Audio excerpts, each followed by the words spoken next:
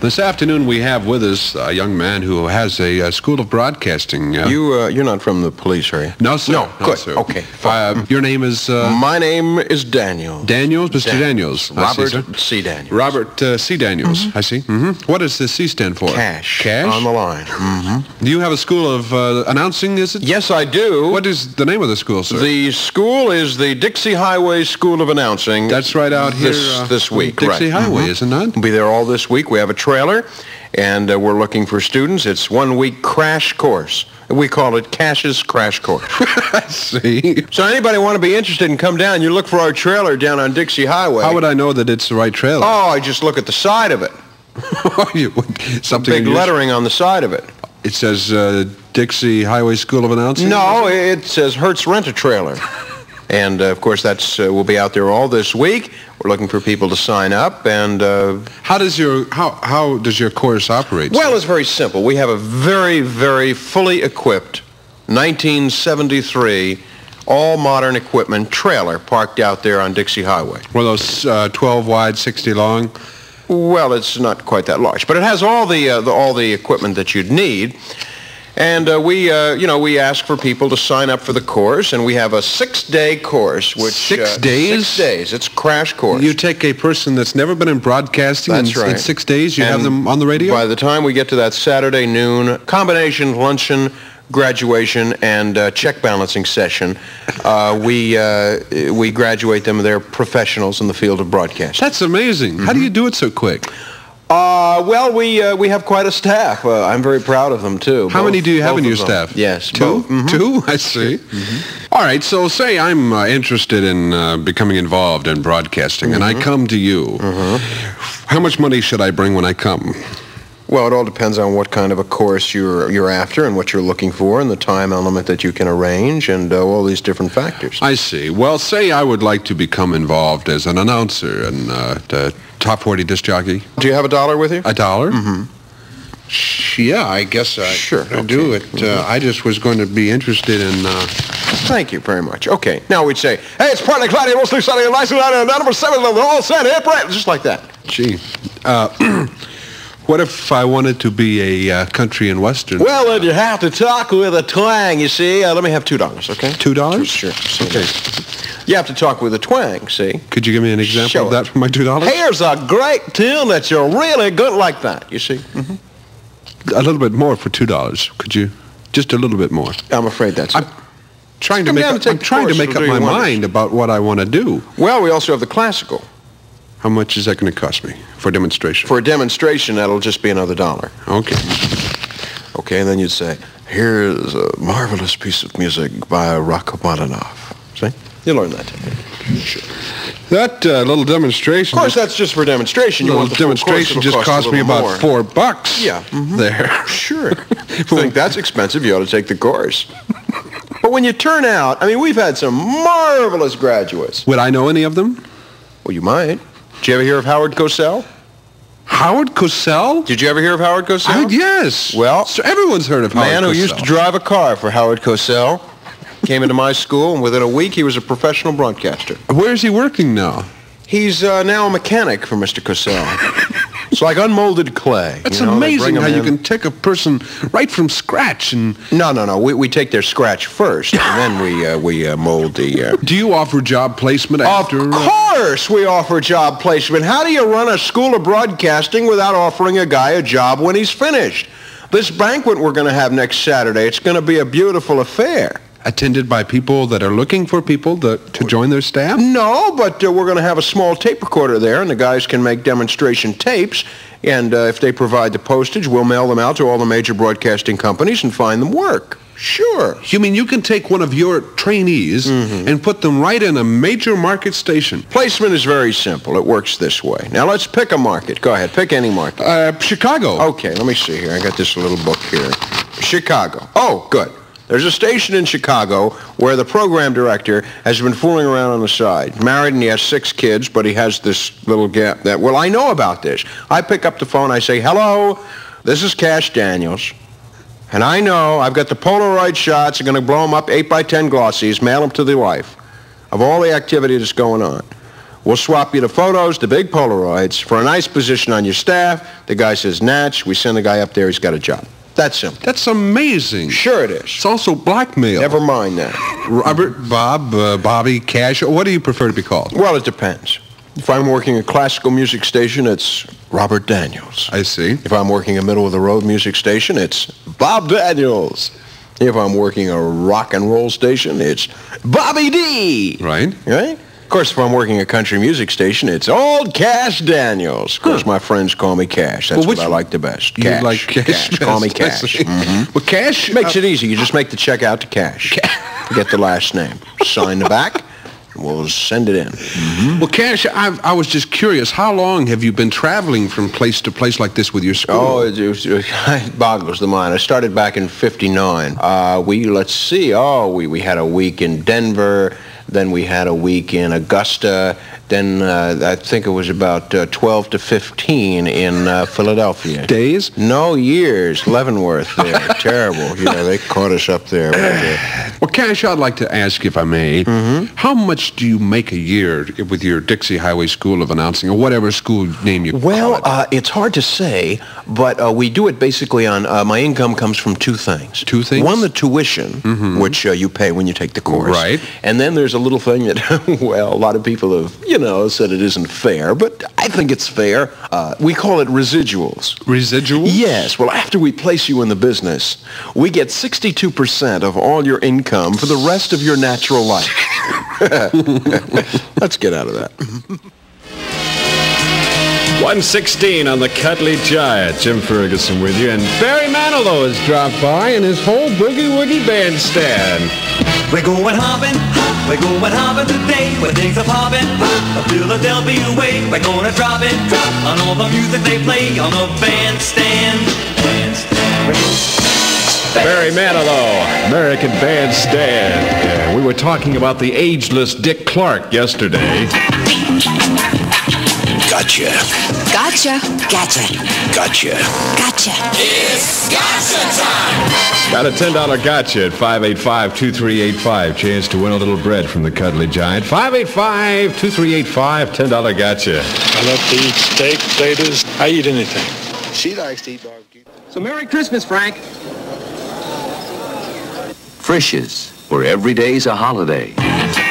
It's gotcha time! Certainly is gotcha time for Eddie Cecil. Eddie Cecil, can you get me for $10, do you think? I don't know. What's All right, it's your shot.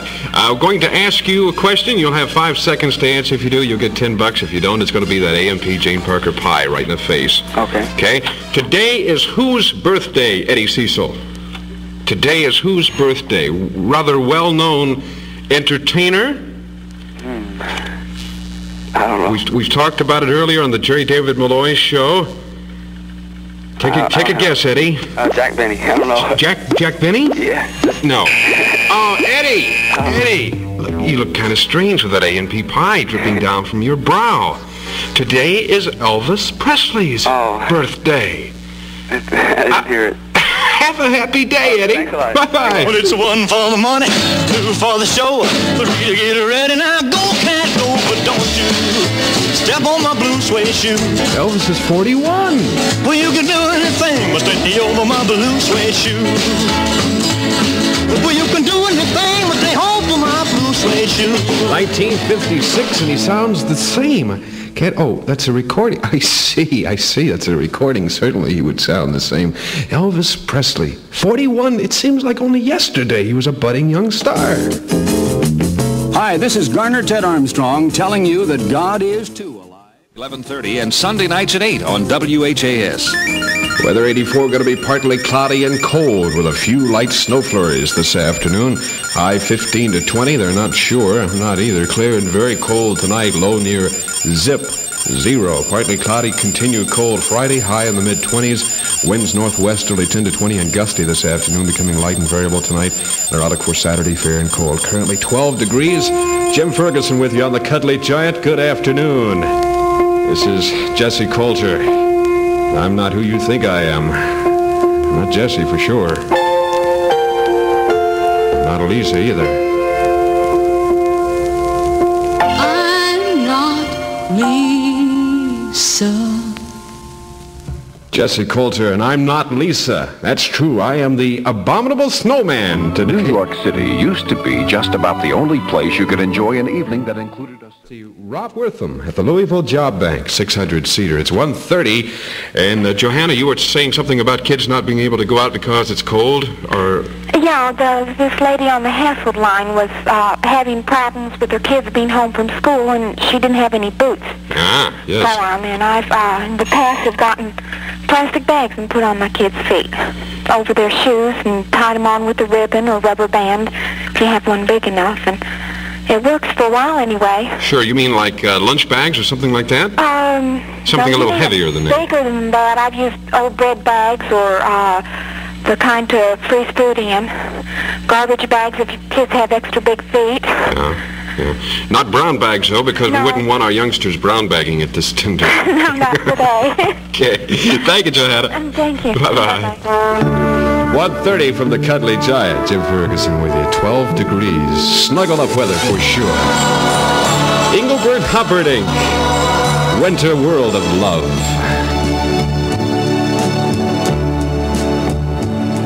My love, the days are colder. We found our winter world of love. 1970 for one Engelbert Humperdinck. Winter World of Love. Cold. Yes. It's 1:34, and Johanna was talking about the young mother that didn't have enough boots, snow boots to go around for the kids. And Carol, you're saying what? She may be lucky? Well, she may be lucky because mine keep coming in for a while. They'll get cold and they'll come in. There'll be a little puddle on the floor and they'll go back out again. Sort of in and out, right? Sort of in and out, but that's good because they're healthy and they're just young ones, so I'm just baking some brownies and making the best of it. You might introduce them to an old Japanese custom of taking thy shoes off at the door. That's where the puddle is. That's where the puddle, that would be where the puddle, of course that would be where the puddle is. Thank you, Carol. Have a happy day. Shillitoe's giant $250,000 January 1st sale is now in progress. And that will give you plenty of time every morning for that second cup of coffee. That's true. Well, I didn't have time quite for that second cup of coffee, so I took it with me this morning on my way to work. And it was very strange because halfway on my way to work, I went to have my sip of coffee, and it was frozen. I don't understand that at all. Sam, what do you think about that? Hello, Sam. Yes, I'm here. Hi, Sam. You were momentarily froze. My ears are froze. I can't hear you. What's happening? Oh, not too much. I wanted to tell you something my little boy said this morning I thought was kind of cute since the thing is the women's lib today. Yeah? I think he's gotten liberated somewhere along the line because he said this morning that he'd like to go out and play and make snow persons. Super, Sam. Thanks for calling. Okay, bye-bye. Bye-bye. Snow persons, yes. Well, it's catching on. Our news persons are understanding that, too. 582-7572. Our request line is open for the next 23 minutes. If you want to request a song, 582-7572. Now, I have something at this moment guaranteed to warm you up.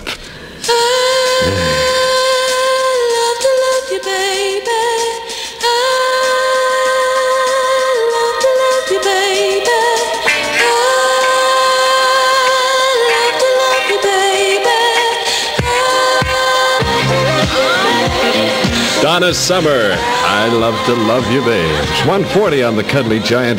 12 chilly degrees currently outside. If you're going out, bundle up. We were talking about what we can do if we don't have enough snow booties for the young ones. And Gene, I think your idea tops them all. Now, what was this now? Well, the kids around the neighborhood, evidently they've grown out of some boots, or even if they don't have them, they're taking plastic bags, bread bags, any kind of plastic bag, and they're putting them over their socks. Put a heavy pair of socks on first. Okay, they've got a heavy pair of socks on. Yeah, heavy pair of socks. And then they take a plastic bag like a bread wrapper or something like that. Any kind of, all kinds of things, napkins, all kinds of things come in plastic bags. And right. Putting them over their socks and putting rubber band or something to sort of hold it up there. Yeah. And putting on even tennis shoes or regular shoes, and they go out and play, and they come back in, and at least their feet don't get wet. Super. That's when they get cold, when they get wet. Yeah, that's a much better better idea than putting the plastic bag over the shoe. Oh, yeah, they'd slip and fall and break their neck. There you go. I think the plastic bag inside the shoe would be better. Keep the sock dry, and that's the important thing. Good idea, Gene. Yeah. Thanks for calling. You're welcome. Bye-bye. 141. Weather 84, partly cloudy and cold. A few light snow flurries this afternoon. High 15 to 20, clear and very cold tonight. Low near zip 0. Partly cloudy, continued cold Friday. High in the mid-20s. Winds northwesterly 10 to 20 and gusty this afternoon, becoming light and variable tonight. Outlook for Saturday, fair and cold. 12 degrees currently. Trying to warm up by the campfire. There's a rock by the campfire. That's not a rock, that's a person. When I was a little boy, the devil called my name. Paul Simon, she loves me just like a rock. I think she got frozen. I don't know. It's 1:44 tonight on Mets Here. The subject, how not to be a klutz. What's your remedy for awkwardness in feeling and appearance? And Penelope, I wanted to ask you, do you have any experiences on the ice? On the ice. That's like what's out on the ground now, right? Right. Yes, that ice. Ice-y. One time when I was little, kid growing up. About 6 months ago. Right. Yeah. I had twin brothers, okay? So we all lived down by Shawnee Park. So we all decided we'd go sleigh riding. And, of course, there's a lot of hills in Shawnee Park. Sure. So all the guys, they said, well, why don't you get on the, sled, and we'll give you this fantastic ride. Well, what? At this point, you had only been a spectator. Right. Yes. Well, I thought I was going in one direction, but then when they got me on, they headed me in another one. And between dodging the trees and trying to guide the sled, I had more of a tumble ride than I did a snow ride. They used to call that a joyride. Well, it was, and I haven't been on a sled since. Is there a way that you can steer those sleigh? You're talking to an inexperienced steerer right here, because Okay. Super, Penelope. Thank you. Have a happy. Bye-bye. Kalin Twins, 1958.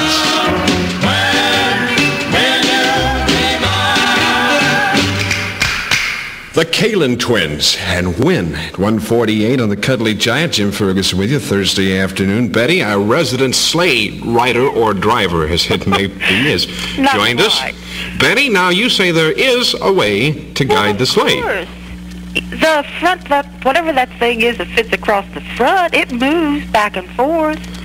So What is if you want to it? go right, you turn it. Is that where your feet are? Yeah, or your hands if you're going belly sliding or whatever you want to call it. Oh, yeah? I've never been. It sounds interesting, though. Haven't you really ever been on a sled? I have never been sleigh riding.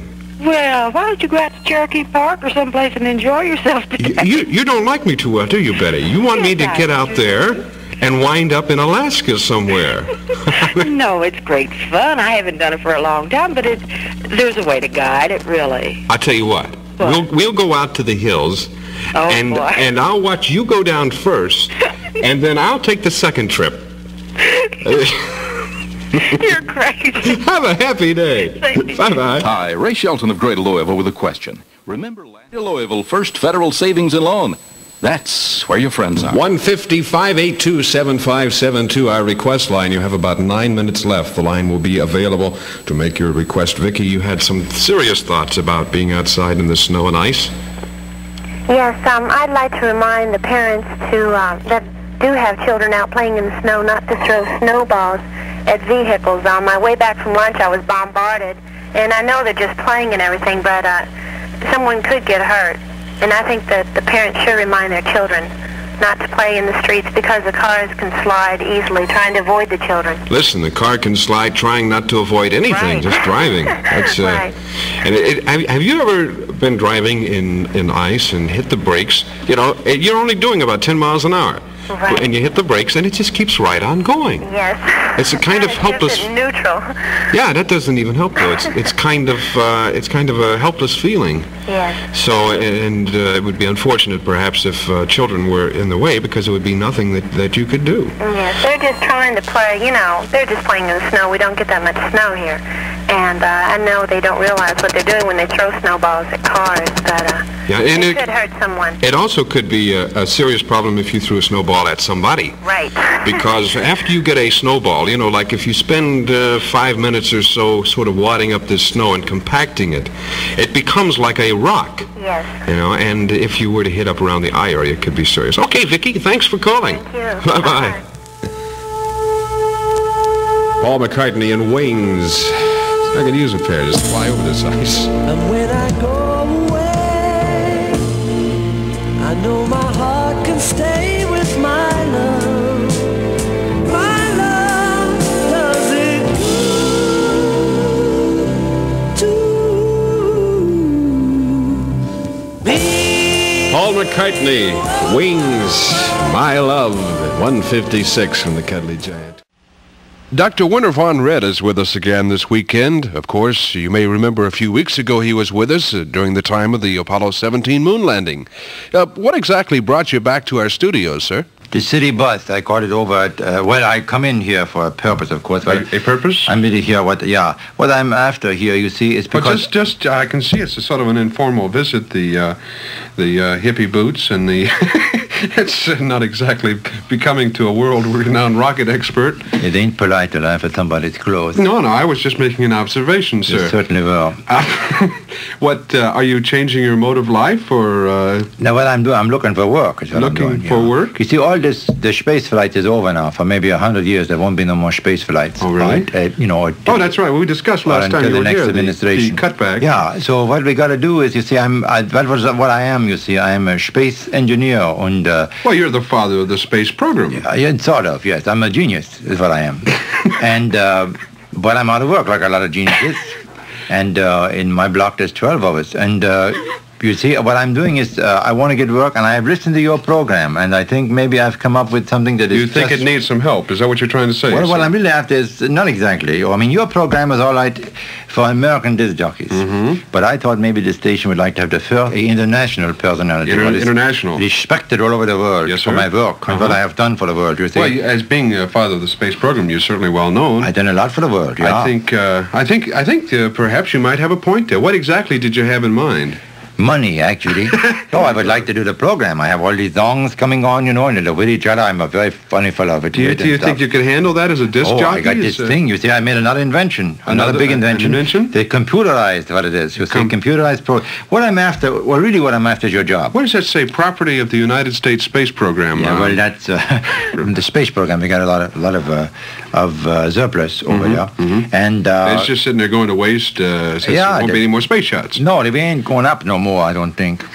At least not in the ship. No, not that anybody knows about. I mean, they're keeping it quiet if they're going up.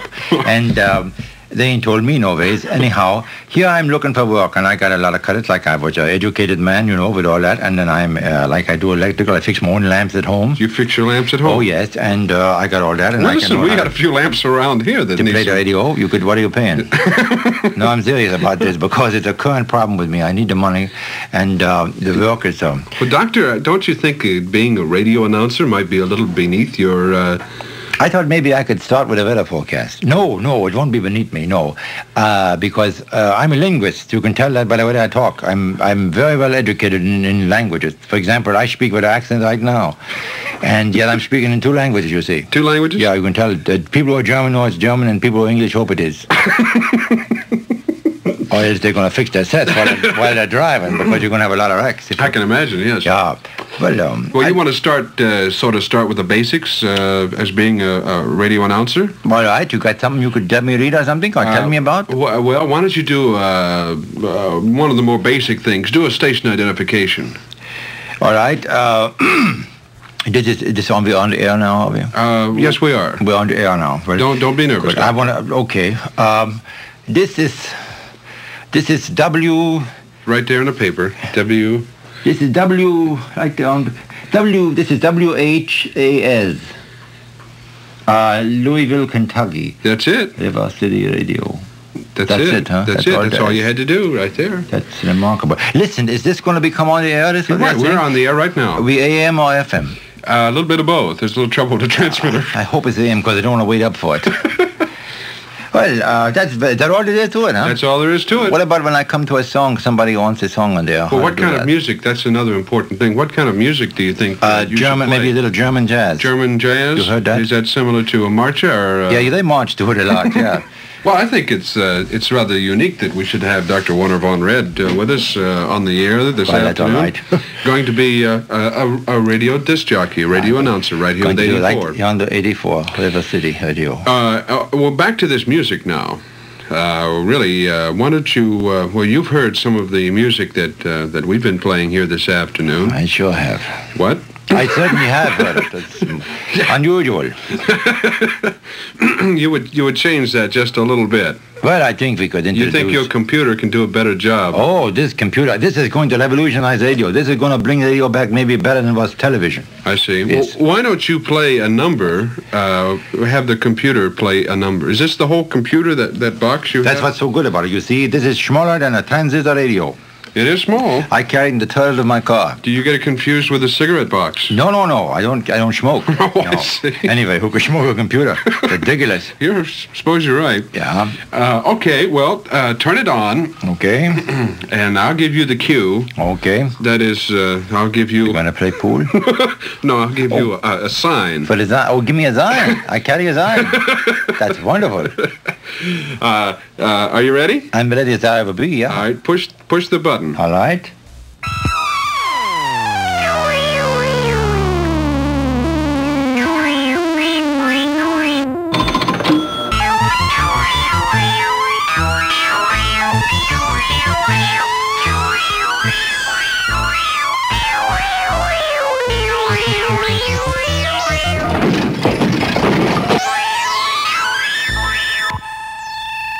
Hey, Doctor, that was some number. That was really amazing what that little computer can do. Ain't that terrific? That's a small little computer, and I don't know.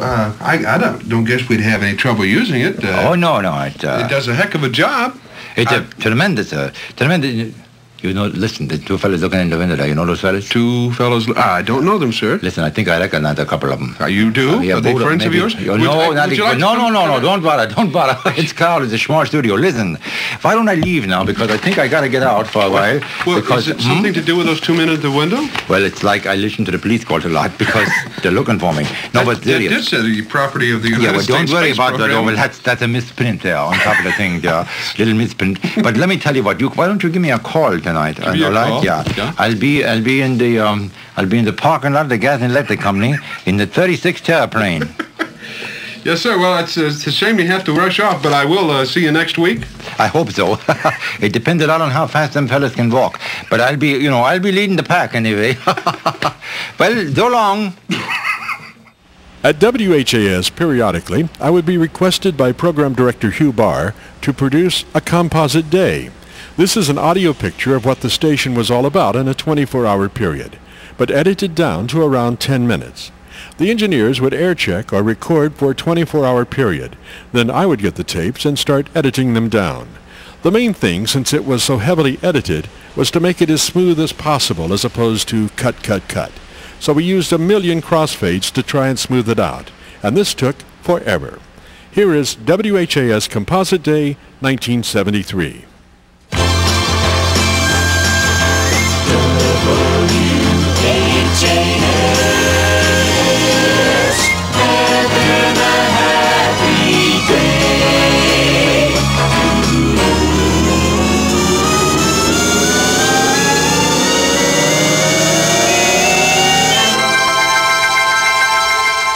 WHAS, one of 5 southeastern radio stations, cited for outstanding drug abuse education by the Department of Health, Education and Welfare. WHAS, the voice of the friendly giant. That's at Neil's Diamond, Cracklin' Rosie at 7:15, Wayne Perky Showtime from River City Radio with the inaugurations right around the corner. You know, my boss always wanted to be president. Nobody ever told him, you can't get that nose on a stamp, Chief. WHAS, the good and the gold.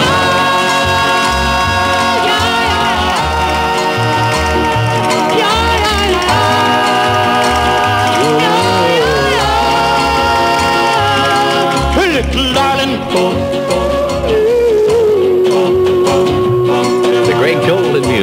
50s, 60s, and 70s. The Diamond Little Darling at 7:17. Money-saving idea from Burkhardt. 22 plus 65 is 87. Called the man who can help. And you can borrow the amount you need from Robert Norwood, your money counselor at Welfare Finance in the Youngstown Shopping Center in Jeffersonville, Indiana. And now, nature's most nearly perfect announcer In the Wayne Perky Milk Bowl. Weather doesn't improve, it may be the Ice Bowl. You better hurry, you got a couple of days left. Funny face. Funny face, I'm looking for you. Donnie Fargo at 7:22 at WHAS. It's cold and 13 degrees with lots of ice to scrape off your windshield this morning as we go to Skywatch 84 as service of the Louisville Automobile Club, 888. Richard? And speaking of ice, Wayne, there are one or two widely scattered, isolated patches of ice in the driving problems at this reading. So drive happy Dick Gilbert, Skywatch 84.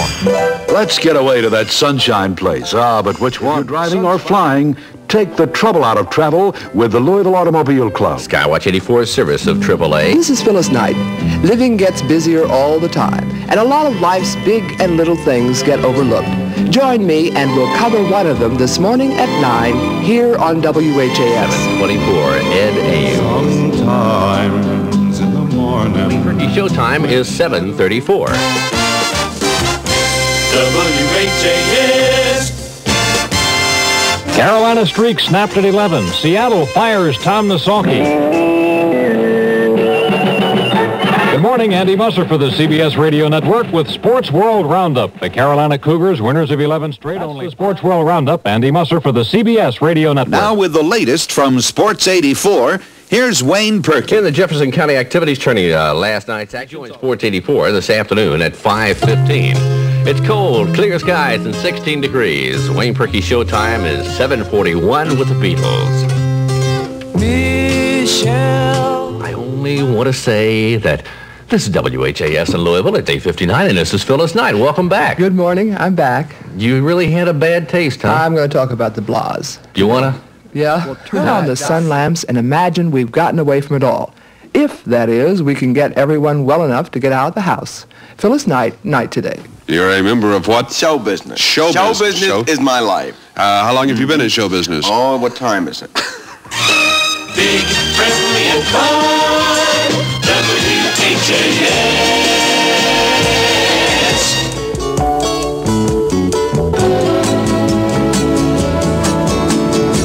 Who can turn the world on with a smile?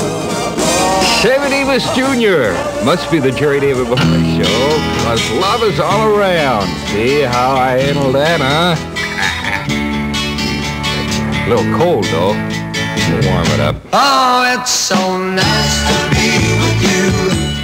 It's so nice to hear you. The good and the gold from the gallery. It's so nice to be with you. When you buy a 73 Torino, your hometown Ford team wants to make you happy. When you just give love and never get love for you. Oh, you rascal, you made me leave my happy. Lenny Welch, the good and the gold, WHAS. Jerry David Malloy, 14 degrees, partly sunny skies. There's wind out of the west at 8.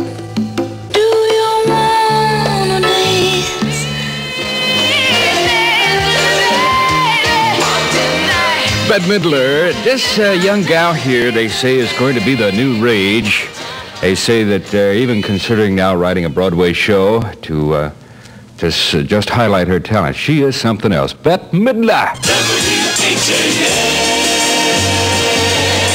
It's All Request Music 84 with Dave McCree from WHAS Louisville.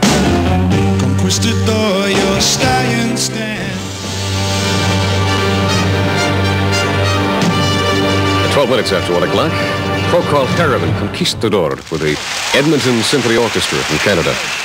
Let's do some shopping right now.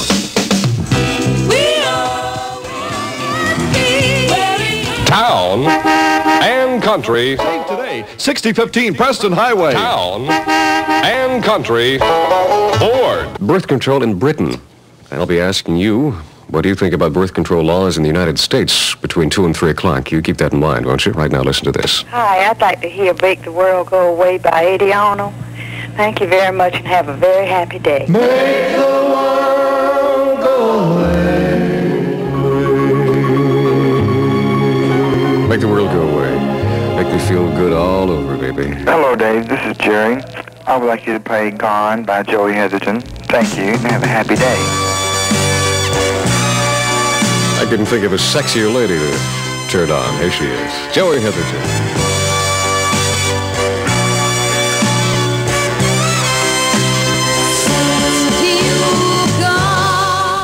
And the winners keep coming on WHAS. On the Happy Line is Betty Wild. You are our grand prize winner in Jeffy's Talent Hunt this afternoon. That's great. You won a $100 wristwatch. That's beautiful. Now, you displayed a fantastic talent. I want you to do it again for us. Oh, I'm in a bowling alley. You're in a bowling alley? Yes. Well, go ahead and bowl us over. Do a little of that fabulous Woody Woodpecker you did for us earlier. All right.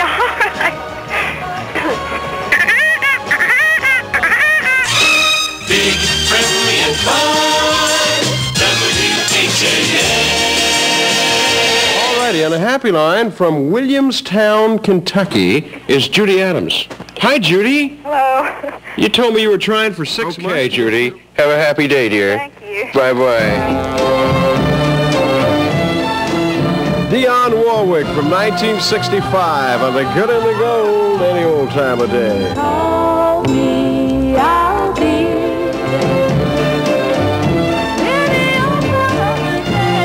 Dionne Warwick. I got a little cotton candy here, just a little bit. I've saved for you. Then I have Glenn Baston and CBS. And then more of you and me on the Happy Line. Gilbert will be along. Dick Gilbert, traffic tracker extraordinaire. Good afternoon, I'm Glenn Baston. Some criticism of Governor Ford today. WHAS Sports 84.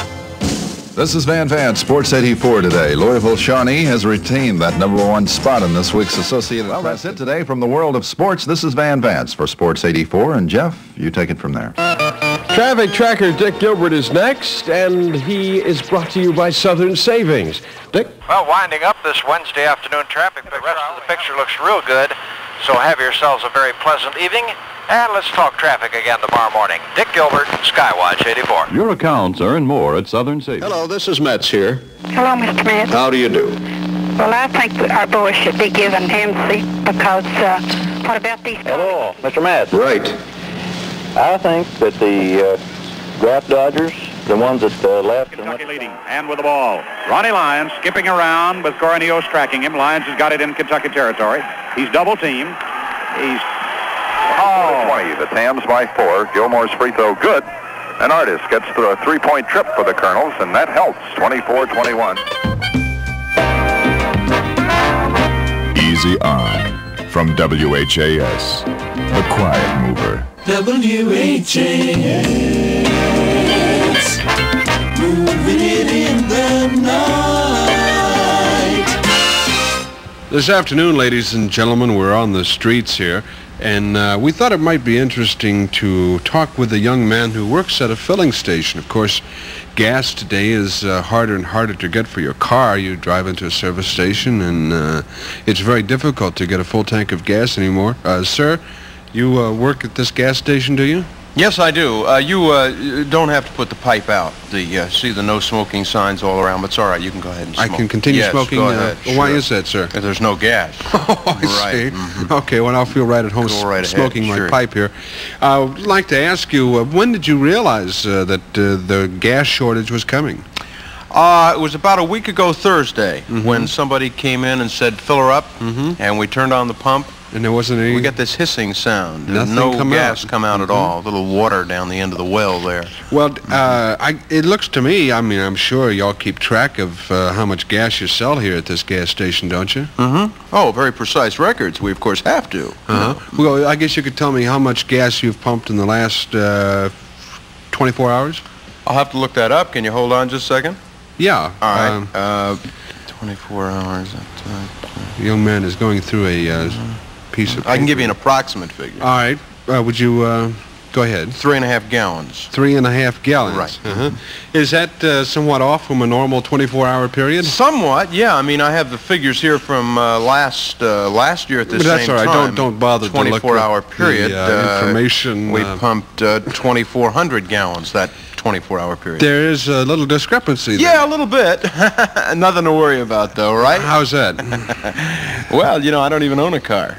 But I do. Oh, you do? Yeah. Well, you want me to check the tires? Perhaps wash the windshield for you? No, I was thinking... Or throwing in a car wash, too. How about some oil for under the crankcase? Thinking really more about a gallon or two of gas. Oh, well, I can put your name on the waiting list. I see. When you come back maybe in a few weeks, we'll have a couple of gallons for you. Of course, you'll have to give me a deposit on it. A deposit? Sure, you give me a couple of bucks down, and I'll deliver the gas in a couple of weeks when all this business is over. For 2 gallons of gas? Yeah, well, it'll run you $35. Are you kidding me? No, it'd be about $35. For 2 gallons of gas? Oh, you said 2 gallons. 2, yes. Oh, I'm sorry. I thought you said 3 gallons. 2 gallons would be about $29.95. Son of a gun. How about some tires? No, I'm not actually driving too much anymore these days, and I don't. Well, we have a special for some of our regular customers. Oh, really? Sneakers. Sneakers? Good for running. Long wearing, too. You can get 40,000 miles out of some of these sneakers. Give you a fitting. Would you like to stick your foot up here? No, not up there, sir. Right up here on the... Well, what do you think is causing the fuel crisis, the shortage of gasoline? Well, we oversold. Oversold? Yeah, our advertising campaigns pushed everybody, you know, put a Tiger in your tank, makes your car start like it's summertime. Right. We oversold gasoline, told everybody to, you know, fill up their tank. We shouldn't have done that. I told them, put a pussycat in your tank, not a tiger. Put a pussycat? Sure. They didn't go for that at all. I guess... We convinced too many people to fill up their cars and drive unnecessarily. Well, it just seemed like it was just all of a sudden. That's the way these things happen. Just like that. It's sort of like a heart attack, isn't it? Well, I'll tell you, it's less like a heart attack and more of an attack of gas. Or the lack of it is. Or the lack of it. Case may be. But I tell you, our regular customers, you know, a stranger comes in and say, fill them up now, and I say, bananas, you know, we haven't got any gas for you. One of our regular customers comes in, and, you know, we know him, we know his face, we know his family, we know his ability to pay. We'll find some gasoline for them. Of course, it's, you know, it's not going to be the highest octane gasoline in the world. You know, not going to be extra or super regular. It's going to be worse than... Well, it's sort of a mixture of water and honey that we've devised here. Throws your engine out, and then you have no problem with your car at all. Well, what about the traveler that's coming down the turnpike that pulls into your fair city and wants a tank of gas to get on down the road? Well, he's out of luck. He's, you know, with the gas shortage is with us. It's real, and there really isn't much we can do for that poor slob. We also have a new service now. You take this poor sucker who comes in off the turnpike coming to town, needs a tank of gas, right? You can give some gas. No, we don't. You know, we don't have any gas to give him, but we do have a new service. What? We can sell his car for him. We have a used car lot in the back. Oh, this is great service. You know, he parks the car, checks in at a motel in a couple of days. Let's say he's got a 71 or 72 coupe. We'll have $300 or $400 for him like that. We're unloading these cars really fast. Have you started closing like on weekends and things now?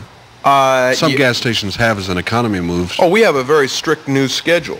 In fact, we're open 7 days a week, but only for a limited time each day. How much? 20 minutes a day. And that's at 3 in the morning. We do take all major credit cards. For what?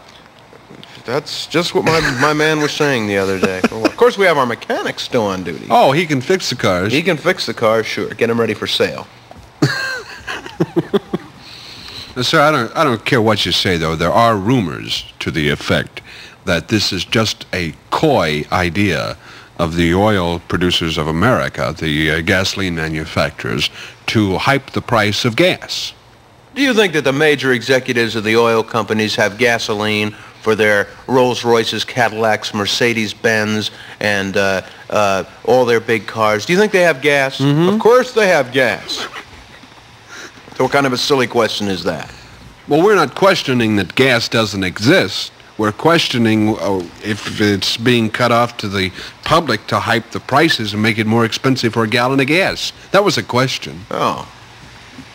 Would you respond to the question? Sure. When? Look, I don't know whether you're going to buy this or not, but in Hoboken, New Jersey... Can I light my pipe again? Go ahead. No danger of any combustible fluid around here. Okay. In Hoboken, New Jersey, there is the International Gasoline Works, where gasoline is stored. Right now, they must have, billions and billions and billions of barrels.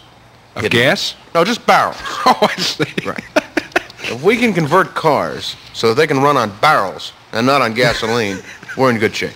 I suppose, talking about gas stations, that the philosophy of training attendants now is somewhat changed. Oh, I want to tell you, you ought to see our new handbook.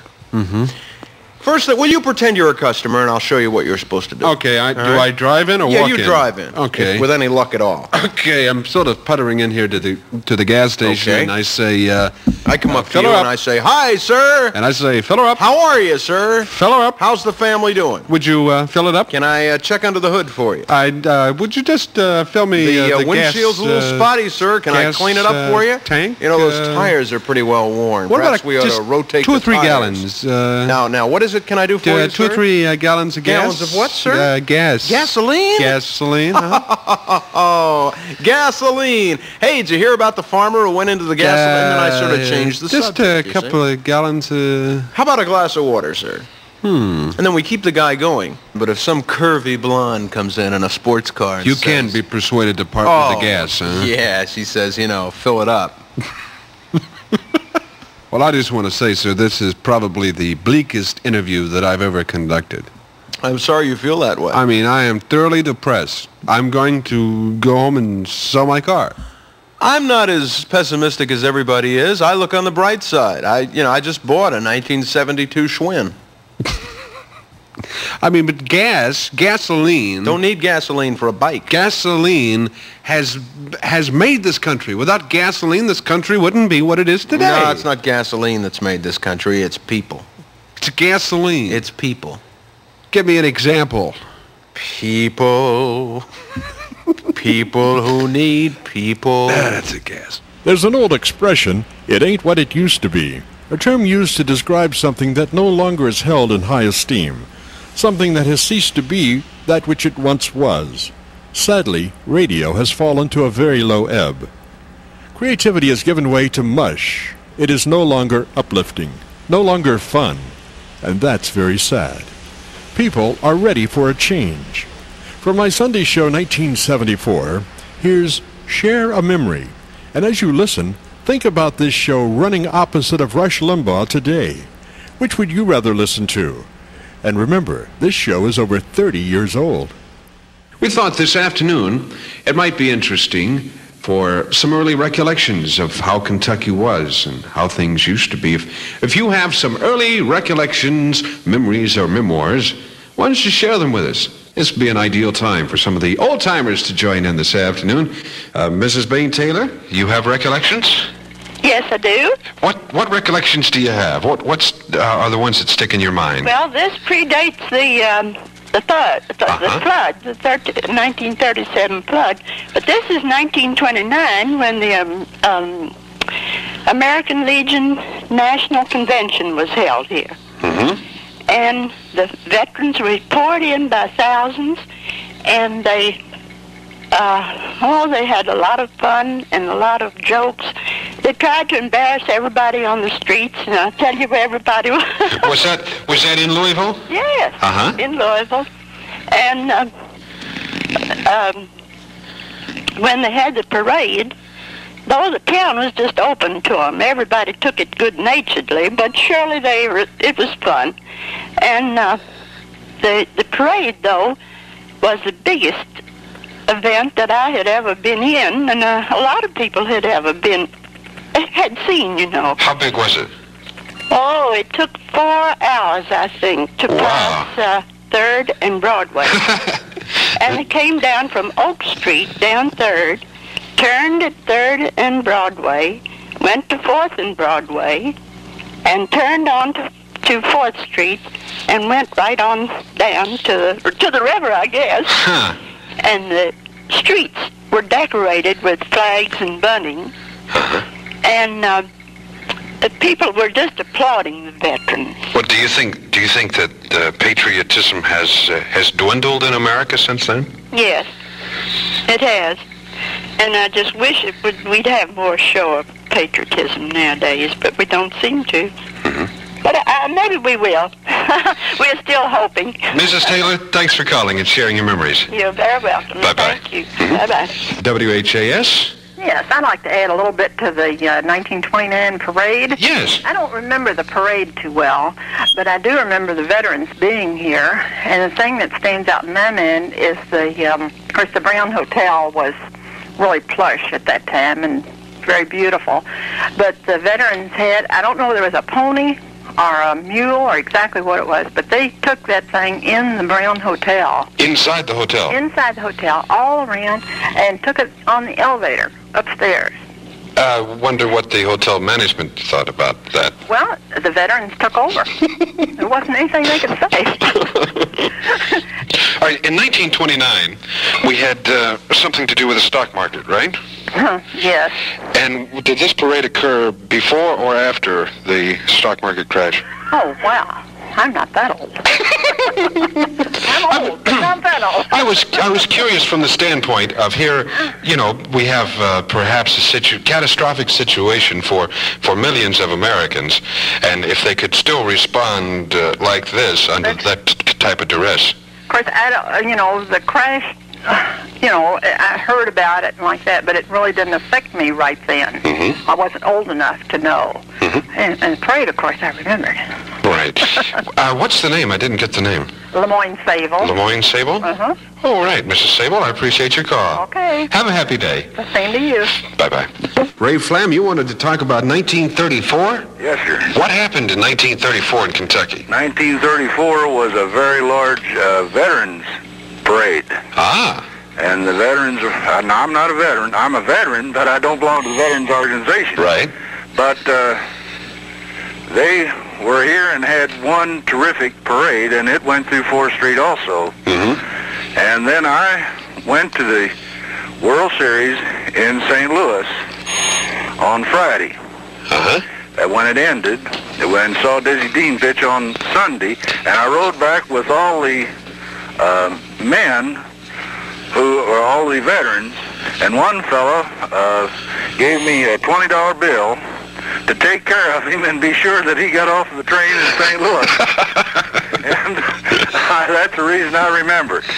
That Dizzy Dean, that was before his broadcasting career, right? Yes, sir. Dizzy Dean pitched on a Sunday afternoon and lost 2-1 and jumped up and down, on the seat of his pants, just beating the ground when, I forget who it was with Detroit, hit a home run.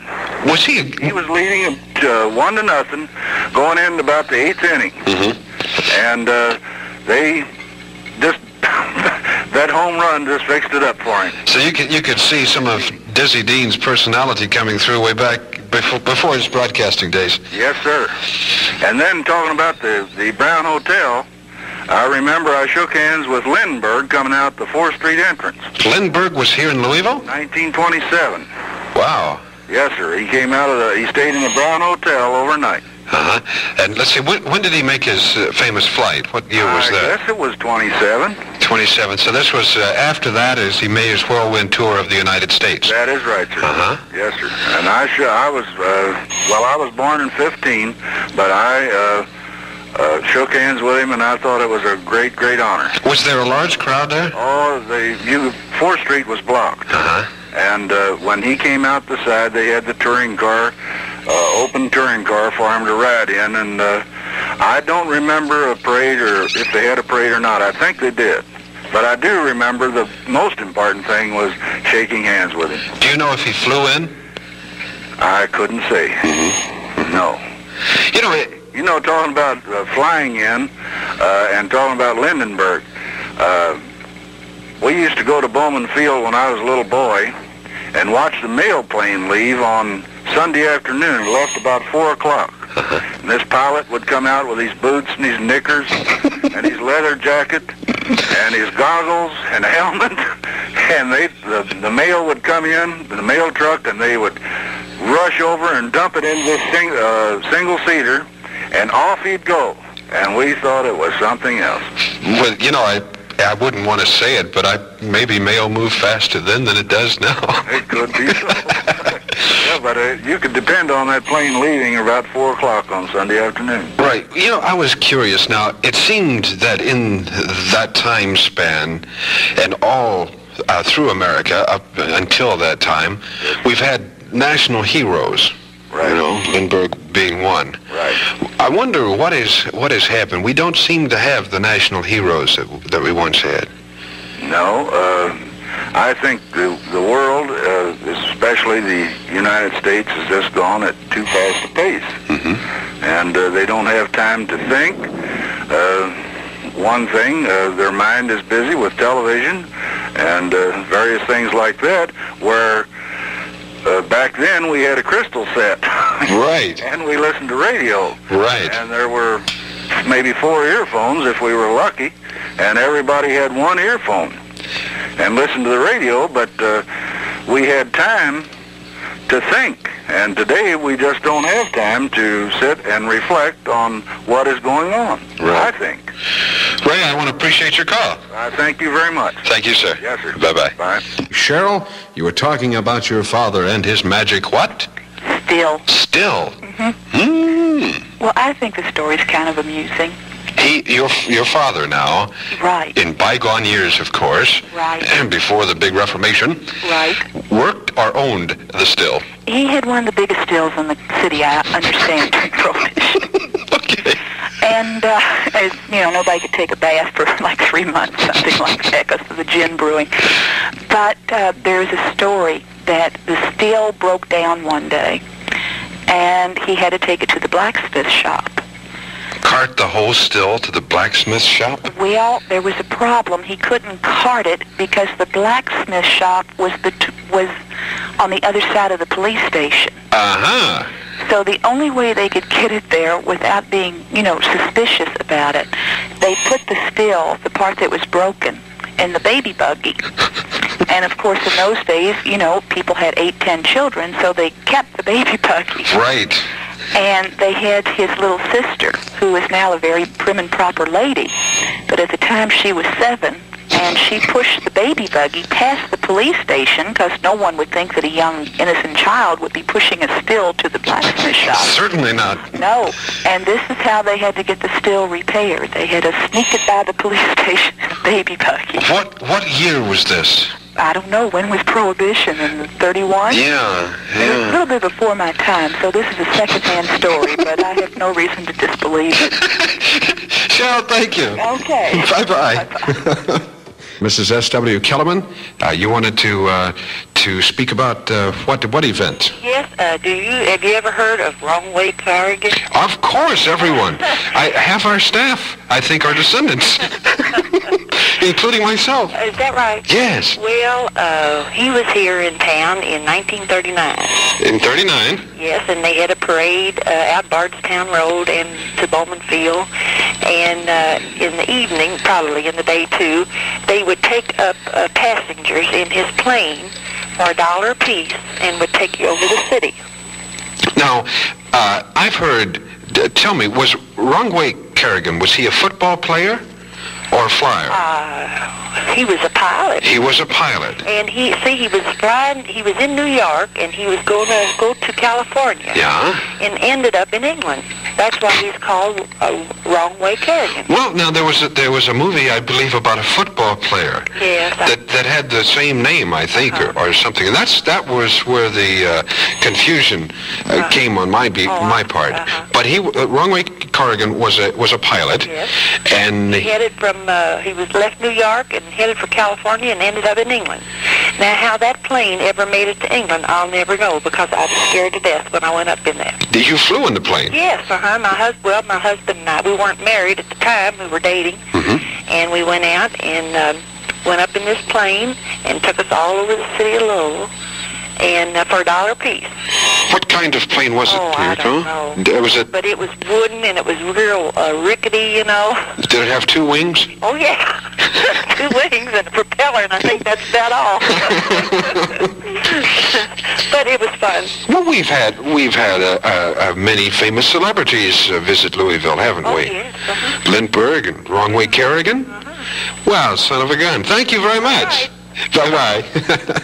We are soliciting comment and thoughts of bygone days in Kentucky, reminiscing a little bit, I suppose. Mr. Bryant, you wanted to reminisce about the 37 flood? Yeah, I hadn't heard anybody tell you yet. Do you know, in the 37 flood, do you know where the used to be the old normal school up on Broadway above Barrett?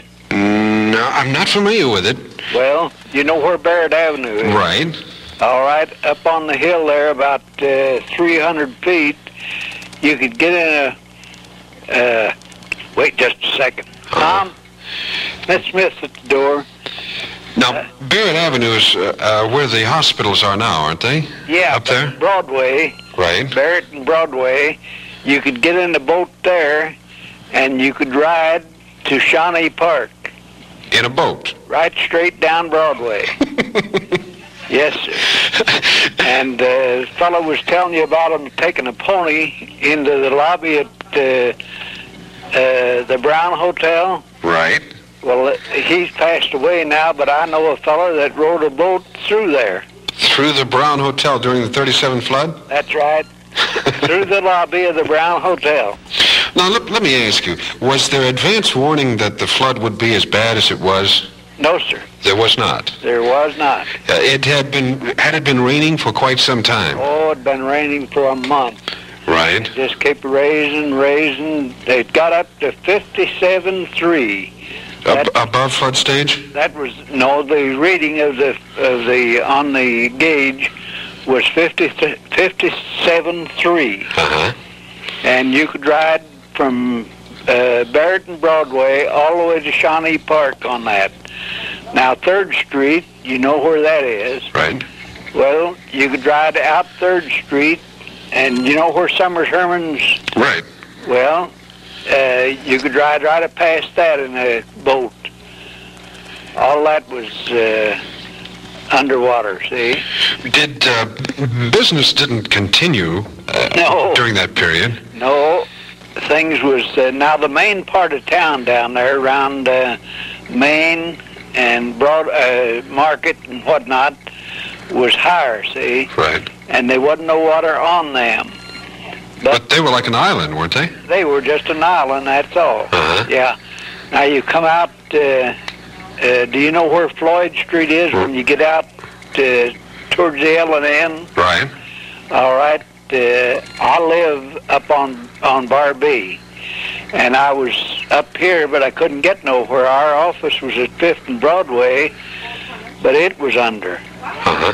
So I was getting telephone calls. I was at the Board of Education, saying on call all the time. And I got a call here at home that they'd had an explosion at Halleck Hall. That's Manual now. And I went down under the hill where the expressway goes out here, 65. Right. Well, I went down just about there on the hill, and I wanted to get over to Manual, see?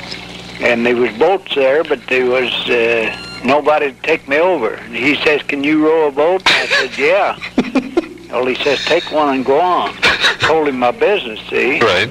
And I went down Brandeis through 1st Street, and when I got down to Manual, the only way I could get in was to walk in on a pontoon bridge, see?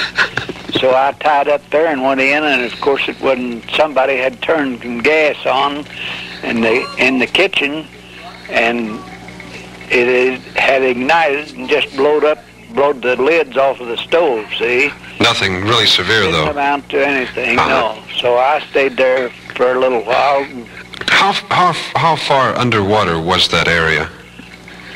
Well, there was boats riding through 1st Street. It was about 4 feet deep. About 4 feet.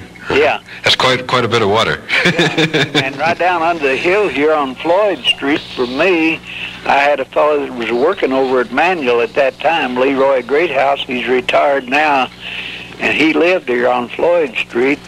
And he had a car there, and the water was about 18 inches over the top of it. Mr. Bryan, I want to thank you for your call. Okay. Have a happy day. Thank you. Bye-bye. We've had many famous American heroes visit Louisville, numbering among them Lindbergh, Wrongway, Kerrigan, and Babe Ruth.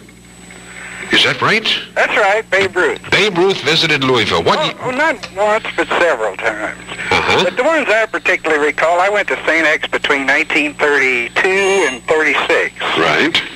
And the principal there at that time was a jolly gentleman named Brother Benjamin. Right. And Brother Benjamin was a discoverer of Babe Ruth. How was that? Well, he was taught at a foundling home there in Baltimore, and as you know, Babe Ruth was a foundling. Right. And in the playground, Babe Ruth hit one out of the play yard and broke a window. Uh-oh. And with that, he ran and got under the bed in the dormitory.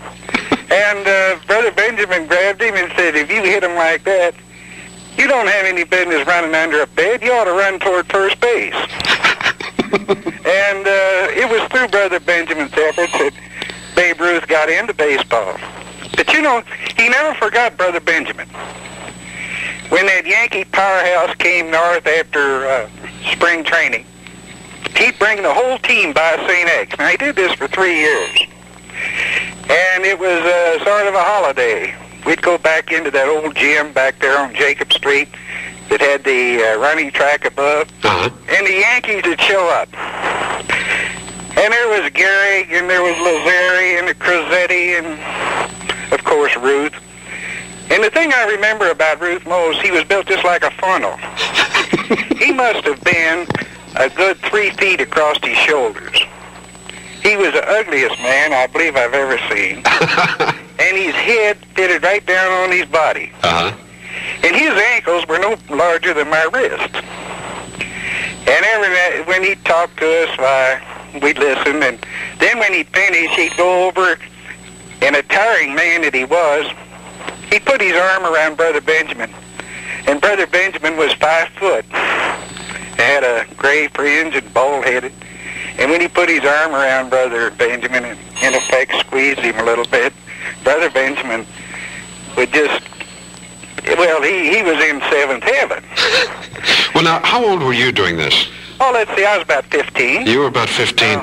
And for any young man about 15, of course, baseball is a large part of his life. Oh, in those days, because in the summertime, you either were a good ball player or you were a good reader. You didn't have choices. Right. You played ball, but he'd take the St. X baseball team out to Parkway Field, and they'd play the exhibition game.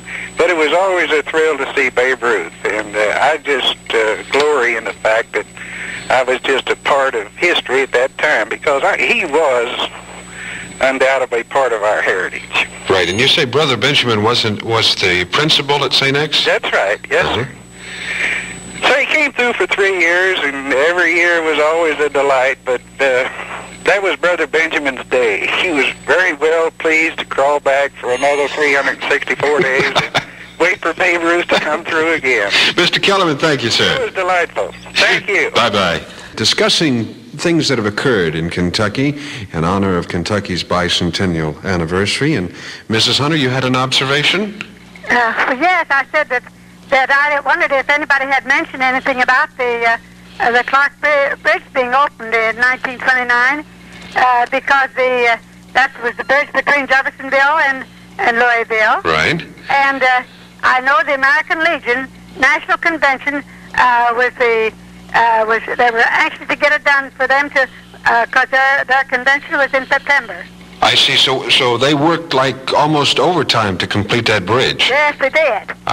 Yes, and of course I'm 85 years old. I was born in Louisville, but I've lived in Jeffersonville for many, many, many years. Right. But at the time I was married, at the time that bridge was being built, I remember so well, because Mr. Hunter, I was married, and Mr. Hunter was a contractor, and he put a system in out at the Mangle Company, manufacturing company. Put a system in? Yes, that was a woodworking factory at that time. Oh, yes. I don't know what they do now. Uh-huh. But they put those floor systems in that factory. Oh, yeah. And I know that we finished it up, and we had to go back and forth on the ferry boat. Right. Now, somebody says the Clark Bridge. One does not think offhand or have the realization, but the Clark Bridge, before the Clark Bridge, there was no bridge. No, well, yes, there was no bridge, no bridge to go back and forth, to walk back and forth. There was the Big Four bridge. Right, the train bridge, right? That was a train bridge. Right. But they also had a walking place that you could walk. Right. Because I remember when that was built too. But there was no, for vehicles, there was no bridge. No, but later on, the interurban went across that. Uh-huh. The train from Indianapolis went to Louisville. Right. Now we had initially the only bridge across was the Big Four train track with a pedestrian walkway on the side. That's right. All right. How did they move the cars back and forth? Was there a ferry boat? A ferry boat. Uh-huh. How much? They used to have two ferry boats, the city of Jeffersonville and the city of Louisville. How much did it cost to take a ferry boat across? Well, I can remember that after I got out of high school, I worked in Louisville. And I started at Belknap, and I remember we used to go on the ferry, and we used to get 10 trips for a quarter. Can you believe that or not? 10 trips for a quarter. Yes, certainly. Thank you very much for calling. Okay. Bye-bye. Thank you. This afternoon we are sort of looking at Kentucky's history past, and we have Mrs. Snowden with a memory, I think. Mrs. Snowden? I heard the ladies say, that there was no bridges across the Ohio that you could go other than the Big Four, as I understand it. The Big Four, well, that is wrong. Is it? Yes, sir. Okay. The K&I. Let's see. Now, the K&I was another train. No, it had a driveway on the side. Let's see. Similar. Yes, that's right. That is. Still has it. That is. As you look down the river, we have the Clark Bridge. And then the Big Four. Then the Big Four. Then the K&I. Then the K&I. And that is correct. Was it in operation before 29? Yes, sir. That was in operation before 1911. 1911. Yes, my father passed on in 1911, and we drove horses and buggies across that bridge quite a few years before he passed on.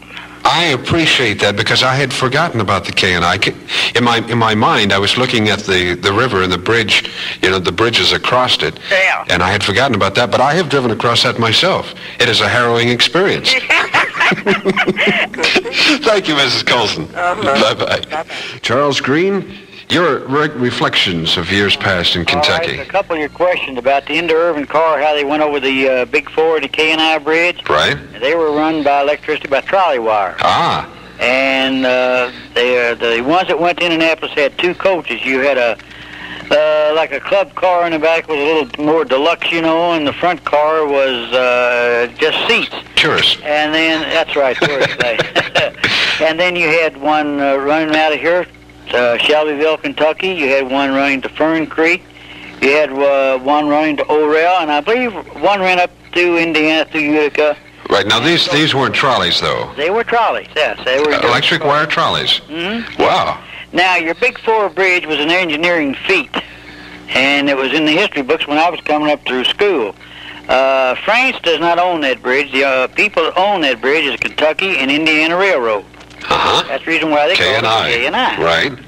Listen, you mentioned the incandescent lamp, and I would like to ask you if it's true or if you were familiar with the fact that Edison spent some time in the Louisville area. Oh, yes, I have been. Anybody that's been born in Louisville knows that, because if you look at the Courier, this morning's Courier, you'll see the house, a picture of the house that Edison lived in up on Washington Street. Well, did he work? What company? They tell me I think he worked with Western Union down here. He was a telegraph operator. Ah, this was before his... before the discovery of the electric lights, sure. Sure. But... well, it's been interesting for me not being, born in the Louisville area and recapping some of its history this afternoon. It's been extremely interesting. Oh, I'll tell you, I think you did a wonderful thing this afternoon because I don't believe you'll have to hold an audience very much.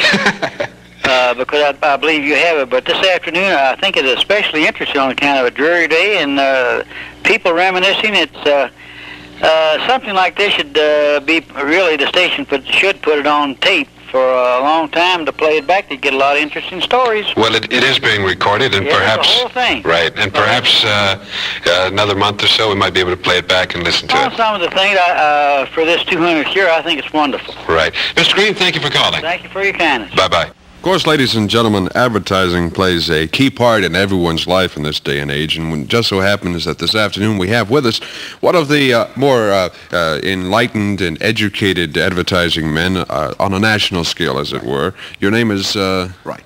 Mr. Wright, is that? Right, Mr. Wright. Advertising's the game, Wright's the name. I see. Mr. Wright, how long have you been in advertising? Oh, I've been in advertising for 20 years. 20 years? 20 years' time. Uh-huh. Seen a lot of biggies. I suppose you have. I've been there when they talked about the first big one. What was that? You mean your first oh, sure. client? Mm-hmm. What was... I'd walk a mile for a... I'm sorry, we can't talk about that, sir, on the radio. Oh, okay. Are you an independent advertiser? Or are you yes, part of I am independent now. All my partners have bailed out. All by myself. Independence, right. Do a lot better. Take my 15% right off the top. But you know the old advertising expression. Hey, what is the old 15% of nothing is nothing. That's right. I suppose you're right there. What other outstanding advertising campaigns have you waged? Oh, I've been in on the biggies. Let me tell you one of my most successful campaigns that we ever ran, all right? This was a biggie. They came to me. They must have had $50 or $60 to spend. Just to throw out the window, just for ideas. Right. You know, ideas? Ideas are the key to our business. That's right. Right. So they were working on this product that you shouldn't. I don't know whether I can say the word over the radio. Well, try it. We'll blip it out. Burp. Burp. Burp is all right. Burp is all right? I do it on my show occasionally. Burp. Right? Right. Well, there's a product on the market, burp. Oh, it's an anti-burp depression. Something like that. Yeah. No burping, right? Okay. Very big. So they wanted to have a guy say that he had, partaken in something, and it made him burp. And he took the product, and he was fine. I came up with a great slogan. What was that? I can't believe I ate part of the thing. Big burp campaign. Big. They must have laid $50 out on that easy. I can imagine. Money. My secretary, a new typewriter ribbon and everything with that one. Well, how did you start, sir? Big How did deal. you start in the advertising game? Well, I was standing on the corner of Lexington Avenue and 45th Street. And a woman came up to me, and oh, no, that's another story. And I was standing there, and I saw the sign in the window that said, advertising executive wanted, come right in, $45 a week, must know how to type. So I went in there and got the job. I see. That's it, huh? Yeah, and from there it was steadily one step after another into the old commode, man. Shouldn't laugh at a man who's in the twilight of his career. Just don't pull the lever. No, should never do that. You know, another successful campaign I had was for a candy bar. Candy bar? A lot of kids like the candy, you know? Oh, I had big ones. I had the Giggles. Guy around the corner took it, ran with Snickers, made $100 million. Stole my idea, right? Remember the old famous biblical story about the 12 Musketeers? 12 Musketeers? Right. I had that. Guy did it, chopped 9, made a fortune, right?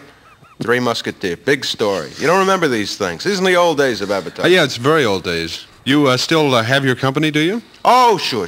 We call it R.A. R.N.? R.A. R.A. Try to read my lips. R.A. R.A. Right. What does that stand for? Rip-off advertising. That's the name of my... Don't laugh. I've built a fortune on this company. I'm going to leave my son. Box of number 12 pencils is what he gets. It's all in my will. I suppose you've seen the aging or maturing of the advertising game come about. Oh, sure. It's getting much more mature now. How is that? Well, a couple of years ago, you couldn't say... Not on my show. It's one of my big accounts. What other local campaigns have you handled, sir? Oh, lots of biggies. One of my most successful campaigns. In fact, all I got to do is sing a little of it, and you will remember, and a big smile will come over your face. Let's try it. Are you ready? Yeah. Little test. Test of advertising is when you sing the jingle, everybody knows. Without mentioning the client's name. Right. Okay, You ready? go ahead. All I got to do is say, let's see, 4 or 5 words. Do it. Save $1 a day. That was mine. Want to make a deposit? You go down to LaGrange, and they'll swing pretty good for you down there. Moving right along ever so quickly. Yes, sir. Right. You, I understand also from your fact sheet here, are very big in undergarments. Women's Oh, yes. undergarments. Yes. You can't be afraid of the word. You got to come out and say to the ladies the actual word. Bras. What? Bras. Bras. Bras. B-R-A-S. Yes, I wasn't. I B-R-A-S. thought we were going to, all right, do it with a little finesse, but since we're not, No, go there's ahead. nothing wrong with the word bras. Women wear bras. Okay. Right? Right. Bras. Okay. It's a nice word. Try it. Bras. Bras. See that? Didn't hurt a bit. Right. Okay. Excuse me, I got a pink slip here. Anyway, all right, so what is your campaign in that area? Well, there are a lot of different kinds of bras. And there are a lot of different kinds of women. Right. So you got to find the right bra for the right woman. Woman. Don't laugh at an old man. Been in this game. You weren't even born when I started in bras. I may walk out of here. Well, Mr. Wright, it's been a pleasure having you with us it's been my this pleasure. afternoon. You're a nice fella. I want to thank you for dropping by. You're a very nice young fella. When I was young, I was like you. Well, nice. that's good. Before I leave, I want to tell you about a new campaign. Mr. Wright, we are for dentures. out of fantastic product. You put your teeth in time, a drawer. Mr. Wright. You lock Actually, the drawer. we really and you do leave the have drawer. to move Then you along. flood the drawer with this blue stuff. Mr. Wright. As soon as the drawer explodes, I don't mean to teeth say are ready. anything. Do you know anybody that doesn't have a problem? Exactly. Everybody's got them. So talk about a show with wide subject appeal. For my 1974 Sunday show, here's What's Your Problem? Of course, you know, in this day and age, everyone has problems, probably more so in this day and age than at any other time in history, you know, because as society gets larger, the complications of living, you know, become so much more and so much more severe. Not only more of them, but more difficult to solve. So I have donned my hat, and I am going to try to solve your problem or give you advice, all right? What's your problem or what troubles you? And Iva, any information now that I may give you or any advice, remember, accept it for exactly what it's worth, all right? All right, Iva, what is your problem now? Well, on weekends, Yes? the family all want to eat at a different time. Uh-huh. So all I do on weekends is cook, clean up the table, and wash dishes. So That's the problem. that's the problem. All right, here's what I would suggest now. On Friday evening, I would cook like a ham or something, right? Yep. And then cut the ham up into little pieces and put it in the icebox. And then anytime anyone wanted to eat on the weekend, point to the icebox and about 3 or 4 loaves of bread and say, there it is, self-service on the weekends. And that would be your way to solve that problem. Okay, now that's gone by Friday night at bedtime or Saturday night at bedtime. Okay, you've got Sunday. How close do you live to a restaurant? Oh, a long way. Even from a grocery store, so I have to call it in, see. Well, that is a ticklish problem. Well, I thought of a remedy better than that. What's that? Leave home on Friday night. Now there's an idea. I can see that your problem is directly related to the fact that you get out of the regimentation on the weekends, where you have a normal things that people do during the weekday. That's right. So maybe why don't you see if you can find activities, planned activities on the weekends where everybody would remain regimented throughout the week. Yeah, well, I'm going to have to. Iva, thanks. You're welcome. Bye-bye. 585-2385. What's your problem? What troubles you? And just position yourself on the couch now and what is your problem? I have a broken arm and I can't go swimming. First off, how did you get the broken arm? Swimming? I was roller skating last Thursday night and I fell. I see. And you have a cast? Yes, sir. And that prevents you from, does it prevent you from swimming, or the cast may fall apart if you get in the water? Well, like the cast might fall apart when it gets in the water. That would be a problem. All right, now how long are you going to have to wear the cast? Till the end of June. Till the end of June. Okay, that would leave you how many months now of sunshine and good weather to still go swimming?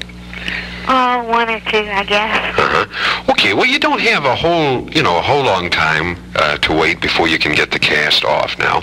And what I would suggest is in the interim period, maybe since you can't go swimming, maybe you can still go down to the pool and streak or something. I don't know. But it is, I can see that it would be a problem. Do you really like to swim? Yes, sir.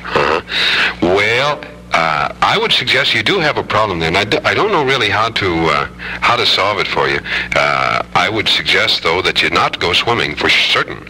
And maybe. Now I have a brilliant idea. Of course, when you go swimming, you probably go swimming with your boyfriend or something like that, right? Yes. All right. Well, now if you ever have a problem with your boyfriend, what you can do is you can go to the pool to swim, and while the other girls are swimming, you see, you can stand up on the top deck there in the chair and talk to all the boys and maybe come up with a couple of new boyfriends. Oh. So it could be beneficial for you. Okay. Okay, Ann. Have a happy day. Thank you. Bye-bye. Bob, you're celebrating what today? Our 30th wedding anniversary, which is really tomorrow, but we're celebrating it today. 30 years. 30 years with a lovely woman, yes. What is her name, Bob? Her name is Helen. Helen? Bob and Helen. 30 years. Yes, and we're going to have 30 more, God willing. Bob, now I want to ask you, our original question on the Happy Line this afternoon is, what's your problem or what troubles you? Now, in 30 years, I'm sure that there must have been some things come up in that relationship that caused problems. What would you say is the most difficult thing about two people living together for 30 years? Well, I'll put it this way. A lot of people think that marriage life is one of these 50-50 propositions, and it isn't. What is it? Well, it depends on individuals. I know there were times when my wife gave in to me 100%. So you would think instead of a 50-50 proposition, it's 100%. That's right. A lot of times she has given in to me, and after that I knew I was wrong, and vice versa. Life is never a 50-50 proposition. If you really love someone, you're going to turn around and try to understand their faults, and I've got a lot of them. My wife has 1 or 2, and I'm both of them. But, no, it's... we've had our ups and downs, just like anybody else. But if you love somebody, you're going to understand him, and you're really going to go and say, well, okay, I'll overlook his faults. Or I'll overlook... And you got to help one another. A woman works in the kitchen. Get in there and give her a hand. Right. All right. Now I want to ask you, Bob. Recently, we had the women's liberation movement, which has altered the relationships in some marriages. Did you have any of that problem or that situation come up? Oh Lord, no. Thank God for that. But by the same token, if they want women's lib, more power to them. Don't misquote me on that. But, you have to pitch in, and you don't marry a person to make them unhappy. That's true. That's a very good point. Bob, I thank you for your call, and I have a piece of music that I'll play very shortly for the both of you. To the prettiest girl in the world. I've made a note of that. Thank you for your call, Bob. And thank you, sir. Bye-bye. What's your problem, or what troubles you? Yes, sir. My biggest problem is I've been working at a grocery store for about the last 2 years, and I've done a lot of work for this company, a lot of work off the clock, not being paid for. Right. Coming in and working on my own time and trying to do my best. And the problem seems to be there's 6 or 7 other boys that work there. But my problem was I asked them if I could have the day off tomorrow to go see the finals of this baseball game that are in the Louisville area. Right. And I was just wondering what should I do about it, or is there any suggestion you might have? Well, did you get the day off? No, sir. What did they say why you couldn't? That's just a rule they have, but the only reason I ask is I feel like I'm no better than anybody else, but like I have said, I've worked hard for my money, and I've done a lot of work off the clock, and I do a lot of things there that the other boys won't do, like clean up the toilets and different things like that. And I just feel like they're doing these extra things that I just don't think it's asking too much. And kind of upsets me a little bit. Right. Well, I think a person should be employed at a place where they're appreciated. And many times, you know, management is aware of things that employees may do above and beyond the call of duty. And if management is progressive, they reward in some way that employee for the additional effort. And if management may not be progressive, they may not be aware of these things or may not do these things. So I think that if, you know, it's nice when the employee and management have a reciprocal feeling for one another. And I think that one good additional above and beyond the call of duty piece of business from the employee, again, should be reciprocated by the employer and vice versa. And I think you may have a problem in progressive management there. And so you probably would have to make a decision. You know, it's what matters to you or what means the most to you, and this management may not change. Perhaps there's another management in the same type of field that is more progressive. Well, I thank you very much, sir, for talking to me. I really do appreciate it. And if WHAS isn't the best radio station, I don't know what is. Mark, thanks for calling. Thank you. Bye-bye. Amy, what is your problem, dear? Well, my friend has a brace on, and everybody calls her Bracette. Bracette. Is your friend there? Huh? Is your friend there? Yeah. Let me talk to Amy. Let me talk to your friend. What is your friend's name? Carmel. Carmel? Uh-huh. Let me talk to Carmel. Okay. Going to get it right from the horse's mouth now. Carmel? Hello, Carmel. Yeah? Yes, now, the first thing in solving a problem is to make sure we get all the facts right. And if we had to go through Amy, that would be secondary information, right? Yeah. Okay. Now, what is your problem for sure there, Carmel? Well, see, everybody calls me Bracehead because I have curvature of the spine, which is called scoliosis. Right. And so they just call me Bracehead because it looks all weird on me. So they call you Brace what? Bracehead. Bracehead. Okay. Well, now, hopefully, we have become somewhat enlightened, more so today than in years past. You know, I can recall when I went to school, if someone had braces on their teeth, you know, young people would make fun of them because they would not understand. You know, these children would be different, you know, from other children, right? Right. Okay. So I think today, do you notice anybody making fun of other people with braces on their teeth today? Does that still exist in school? No. No. Okay. Well, that's a degree of enlightenment that young people have obtained, and perhaps maybe not during the time that you have to wear the body brace. You know, this transition may not occur to where people don't make fun of that, but it will be coming, you know, in other years coming up. It doesn't help you, but you can at least see that perhaps in 3 or 4 years, a body brace may be looked on just like braces on your teeth, you know, that it's something that a person has to do in order to correct a problem in later years, right? Do you think to have times that you might think that you may not want to wear that brace? Yeah. Uh-huh. All right. You should also think about maybe 10 years from now, when you become a young woman, how important wearing the brace now will be.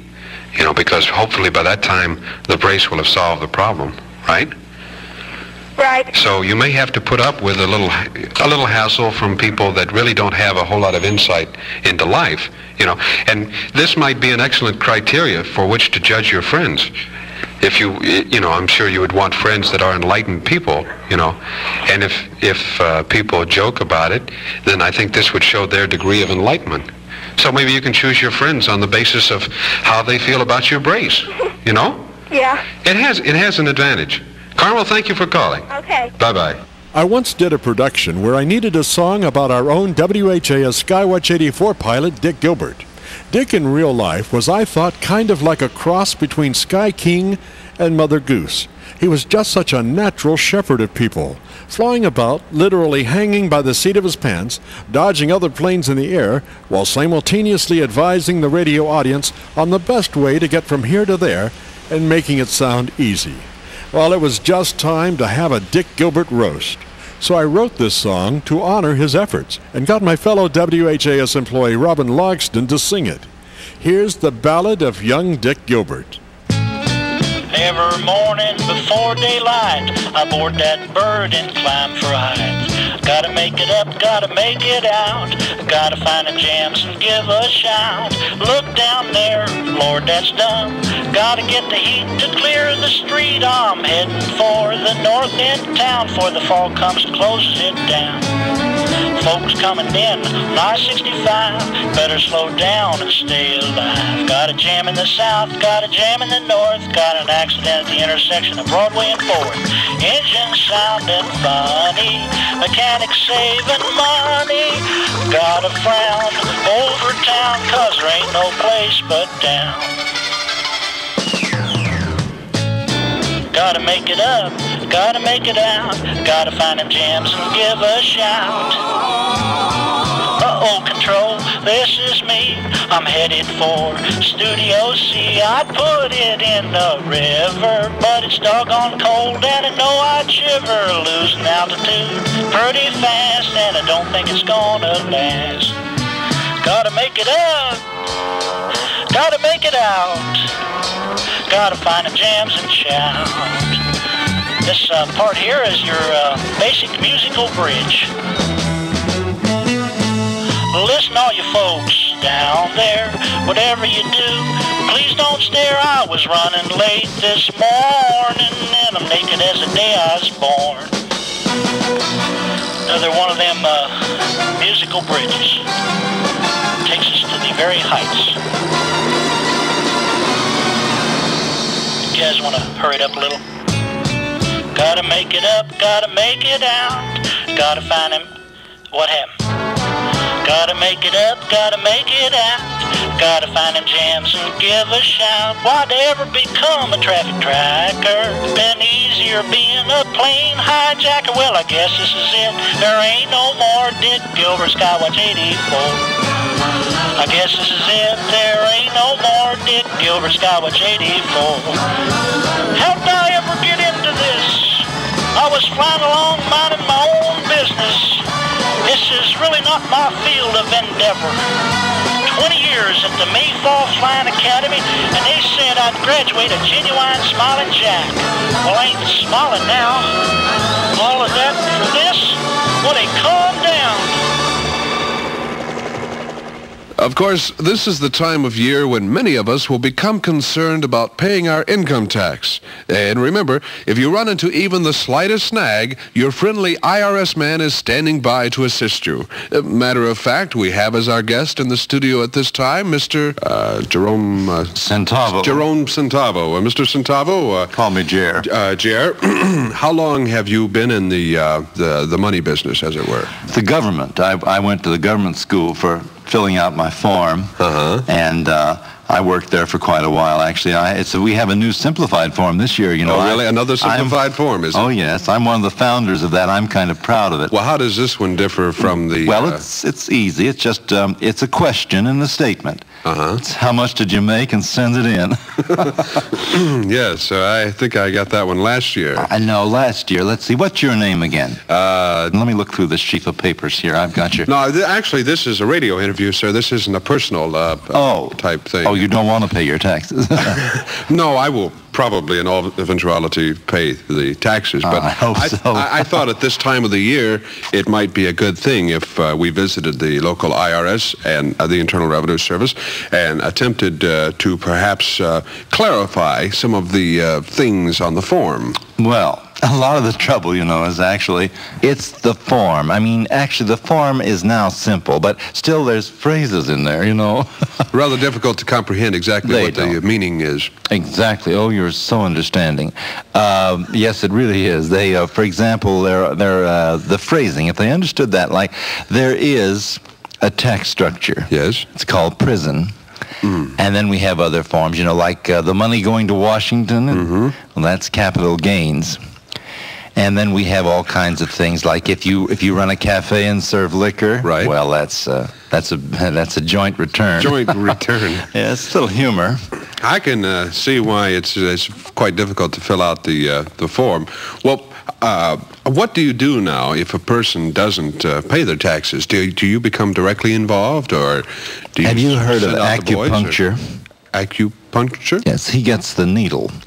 No, what we do is if he doesn't fill out his tax form and he doesn't send the money in, why, we're very nice about it. We give him a couple of minutes because, you know, for the prayer of his choice, and then we see that something happens. No, we take care of him for a while.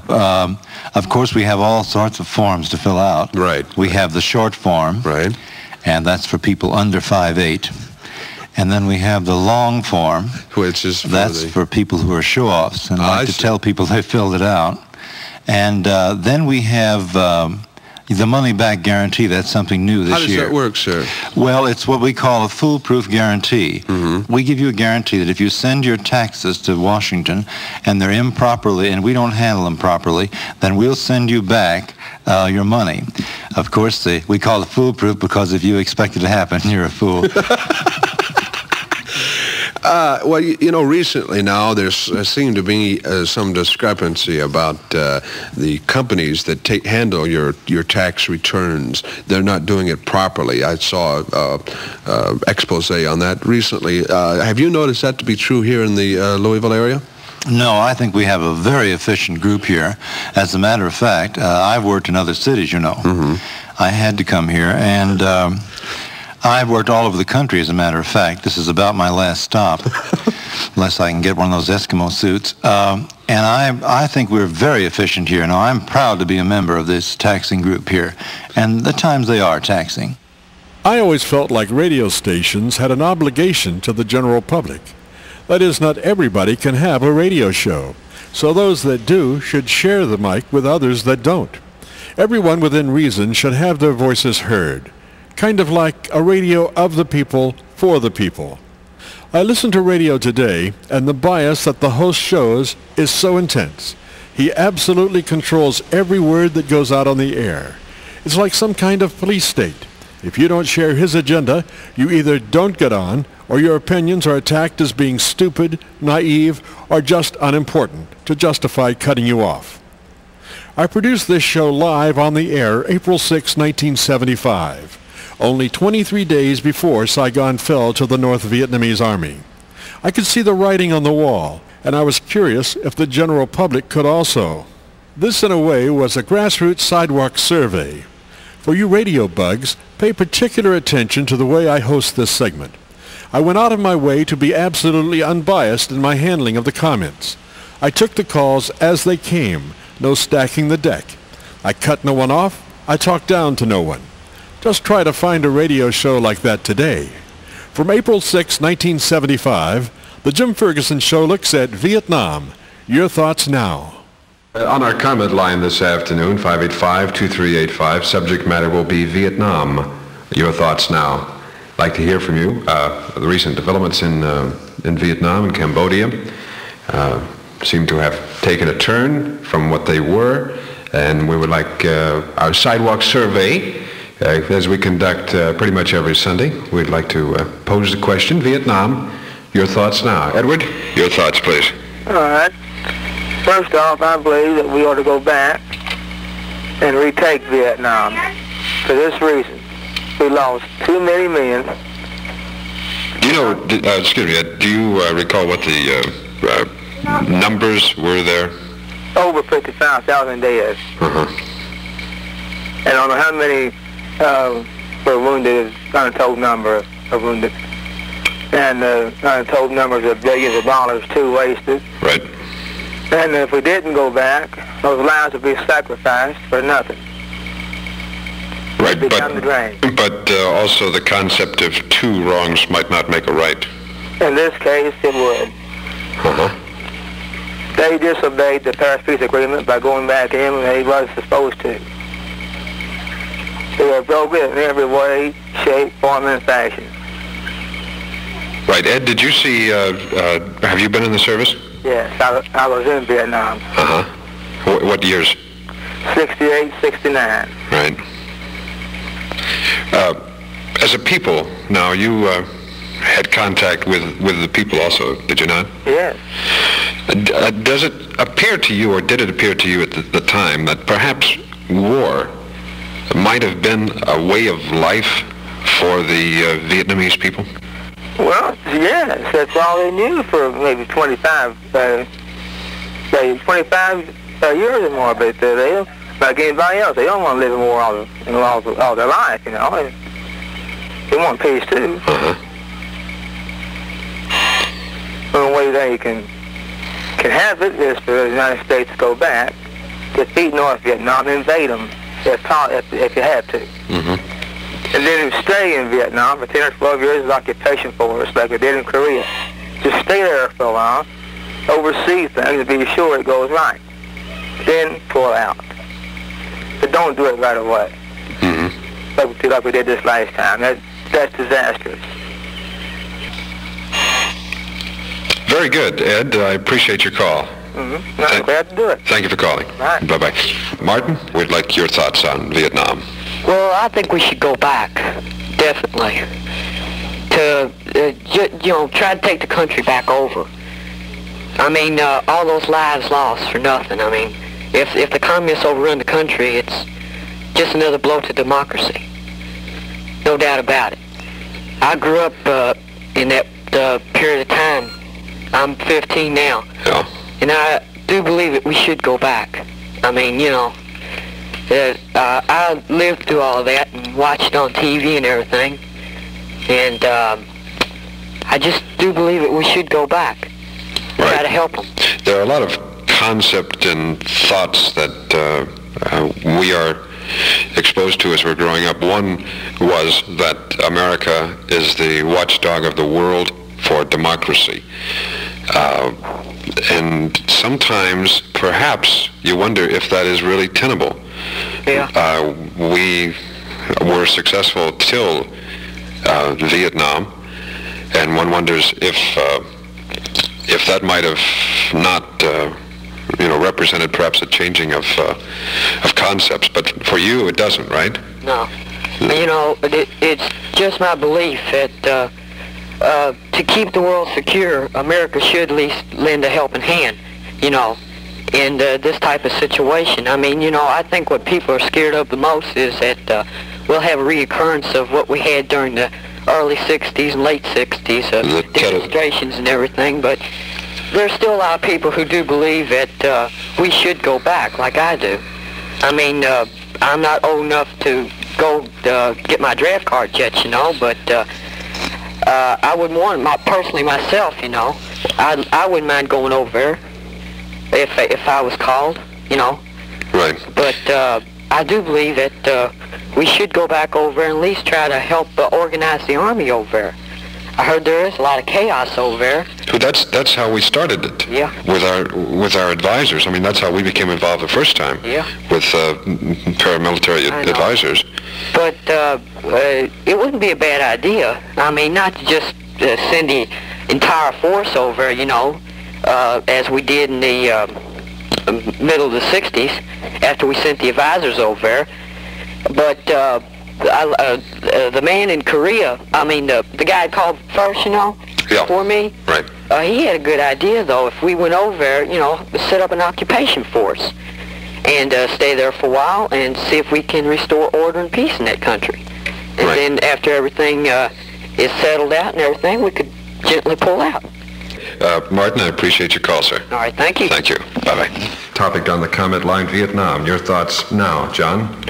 Yes, I was listening to some of the comments some of the people have been making, and it seems to me the people that are in favor of going back to Vietnam have never really, are just not aware of what war could mean. Well, and, now, Ed was there. And I was there. Yeah. And okay. The situation of being in a situation of war where people are killing each other, and that country, Vietnam, is a country that needs stabilization of some sort, and I don't believe the government that offers that stabilization is going to make any difference at this day and age. Any society needs leadership, and they have none. The two government that's in power has not offered any leadership to the people. They've ruled any change or dissent. They've ruled it with an iron hand. That doesn't seem to be any different than what the communists were offering. The people there, they exist in a life that doesn't have anything to do with politics. It doesn't have anything to do with government. They don't have any future. They don't even think of a future. The people I associated with over there are simply existing, living, trying to make one day to the next, and yet we're sitting over here in America in our fine homes, and we're speculating on their lives, and we're making comments about how we think they should live. And these people, they live in a world that almost just a very small percentage of the people in our country can even imagine. And I don't understand that why we should have the power, who gave us the power, to say what these people need and what they don't need and what we should do for them and what they should do for themselves. They need to live, and they need to be guaranteed of some sort of life, regardless if it's a communist-controlled government, as long as it offers them a stable life. Right. And it's the same thing that I saw while I was over there. All they try to do is scrounge a living, and if they can make it to the next day, they're satisfied. That's what they look forward to. And yet we can throw our ideals and our theologies and our theories and all this into the game. It doesn't affect those people one iota. So as far as a plan of operation or procedure, what would you suggest? I suggest any type of compromise which would offer some sort of stabilization for the people. The best thing that any society needs is a guarantee that tomorrow will offer some chance of life. And when you've got everyone over there is involved in the war and to every extent, even the children, there's no one safe from anything that has to do with the war. And until that stops, we haven't given those people anything. We can run 1,000,000 tanks into that country, and it doesn't do a thing for those people if they don't know whether they're going to be alive or dead the next day. And I don't understand how we can assume that occupation or anything involved is going to come about and help those people. In your estimation, do you think that any force could successfully occupy that country? No. The society itself isn't to that level to where they can function, or where they even. You see, I don't believe those people. They don't think like we do because they just haven't ever had a government. They've even forgotten about government. They don't think about government. They don't think about the gross national product. They don't think about anything that comes to our mind. They think entirely on making their existence last one more day. Right. Well, survival is the strongest impulse probably that a human knows. And they've been reduced to that level because of the continuous war for 400 years. John, when were you there? I was there in 71 at Da Nang. Uh-huh. All right. What do you think now? We have a communist, the North Vietnamese, making tremendous inroads down into former South Vietnamese territory. What type of rulers or what type of government or how would the people fare with a North Vietnamese takeover? It wouldn't affect the people. You see, you say that the North Vietnamese are getting into South Vietnam. That's not true. They've been there for 10 years. There's no separation of North Vietnamese and South Vietnamese. You see that they combine. It's not as if the South Vietnamese are really fighting the North Vietnamese. It's a group who have aligned themselves with the communist forces, whatever this means to them, whether they even use the term communism or not. I don't think they do. I believe it's just that they've aligned themselves with a group. Right. And this is the group they're supporting. And if it means if this one group, which we say is the North Vietnamese, if they'll offer these people some sort of substance, food, what have you, or any type of help for their family, they would align themselves with that group, whichever group that might be, whether they live in South Vietnamese or whether they live in North Vietnam. It doesn't matter. It's whoever offers them what they're looking for, and that is the basics of life, shelter and food. And if they can get that from any one particular group, that's the group they're going to align themselves with. Okay, it was reported, like during the Communist Tet Offensive, that there were many bloodbaths, you know, by the North Vietnamese, of South Vietnamese peasants, etc. Do you see that as something that could occur in this current offensive? Yes, as long as it's in the situation where there's still a war existing, as long as there is something for the one side to gain over the other side, as long as there's the disagreement as to who should rule the government, once that agreement is settled, then there will be no need for a bloodbath, because the people aren't waging the war. It's the people are involved in the war. In fact, a lot of the people are fighting in the war, but if they would automatically say, okay, we have a coalition government of some type, the war would end, the bloodbath would end, because the people haven't that much basic allegiance. They will forget the war and go on to live, and that's the reason they're involved in the war to begin with, is to sustain life. If they feel they sit in their hamlet, they're going to get bombed out of it and killed. So why not go move into a different area, or if you have to go with a communist force as a trooper, then you have to go, because that guarantees you're going to live a little longer. Right. That's what I believe's happened. Things in the big city are a little different than they are in small country towns, sometimes traumatic for our just arriving guests, particularly when they have a nagging backache. Anyway, so you went down to this massage parlor, and what happened? Well, I don't know exactly. I mean, it took me by surprise. See, I thought when I was back home years ago, my back used to hurt me a lot, and that's when it started. Out doing all that plowing and... No, I was wrestling the mule, and I had to quit because the mule would get all sweaty, and I'd get all sweaty. But anyways, that was just on Sundays to relax. But I had to go old Doc Weaver, you know, and he used to snap my back and crack his own knuckles. And everything seemed to work out all right. Of course, he got a little arthritis from it later, but my back was all right. I mean, you know, of course, I don't pick up nothing with it. But I got to hurting. I got up here and got me a job, and I was walking down the street one day going to my car, and my back got an awful powerful pain in my back, and I thought, well, I'll go, you know, up to one of these doctors here, and it was a doctor all right, but one of them places where first thing they said to you is, are you tense? And I said, no, I'm not tense. I got a pain in my back. And they said, well, lie down and we'll see if we can help you, you know, release that pressure there. You did go to a doctor? Oh, no, well, I didn't know what it was. At first, I thought it said Dr. Massey, but it said Dr. Massage. Oh, I see. How did you find out about the place? I didn't find out about it. I just started wondering. First off, I tell you the truth, I saw this here ad in the newspaper. It said to relieve your tensions and to relax and to feel better all over. And so then I know if it's all over, they'd be bound to hit my back sooner or later. So that's where I went. And they was, I tell you, that's the prettiest doctor ever I seen. It's a lady doctor. It's a lady doctor. For a while, I thought it was a man. The way they dress nowadays, you can't hardly tell. But I was there a long time, actually. And they didn't, I don't know how much they helped me, you know. I come out of there, and I still walk kind of funny. But so did a lot of people in there, as a matter of fact, and they didn't even have no bad backs. But it was an interesting day. I spent quite a while. I think I'm going back, even if my back healed, going back. Well, how did it, you walked in, and what happened? How did they greet you? Well, they said howdy, and I said howdy because I was taught to be friendly. And even when I was a little feller, I was always polite. And so this lady said to me, she said, take off your shirt. And I said, you right now? She said, right now. I said, I can't. She said, why? I said, I got to take off my coat first.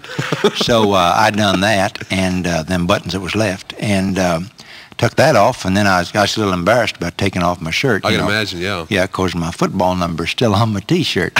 But I took it off, and then she said, well, do you feel tense? I said, no, I feel pretty good, except I got an awful pain in my back. And she said, where's that? I said, why, it's between my neck and my hip. That's ridiculous. And she says, where's it hurt? I said, where the pain is.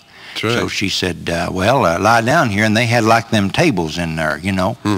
like them rub-down tables, what the athletes has got. Right, gym tables. Gym tables, yeah. Well, I don't know who made them, but anyway, I lied down on it, and she said, "Turn over on your stomach," and I can't do that. I'm no contortionist. My stomach ain't that big. So I just turned over there, and I was laying on my stomach, and she starts to rub on my back, up around my neck and everything. Ooh, that tickled. Seemed to help a little bit on the back, didn't it? I don't know what it did for her, but I felt a lot better. She started working up, actually, at the base of my neck, you might say. Neck, right. There's a lot of nerves back at that point. Well, she had a lot of them. Yes, seemed like there was. And pressing on them nerves and everything, and then started working down to my shoulder blades. And then, well, to tell you the truth, it got to be a little bit embarrassing, actually, you know, because I know she's a doctor, right, all right, that's right. A massage doctor, but I didn't know that, I mean, she's a woman still, you know. And right there in the middle of treatment, a funny thing happened, you know. What was that? She's massaging away, and she stopped, and she said, "I think it's time for some medicine." So she brought out... some pills or something? No, it's liquid, what it was, and kind of reddish brown, kind of, and she poured some into a glass, and I took it, and I'll say one thing for it might not cure me, but it's going to make being sick awful lot of fun. I never enjoyed the pain sort of left me, and then the funny thing was it tasted like that moonshine back home. And the funniest thing of all was she took some too, and I didn't know her back was hurting her. But she went on to work in there, and I guess I must have been in there about an hour. I never seen nobody chase pain as hard as she did. It was just marvelous. In 1975, I met a person more infected with a radio bug than I. He was just all eaten up with it, had been for years. He got infected almost as early in life as I. Foster Brooks talks about his early days in radio.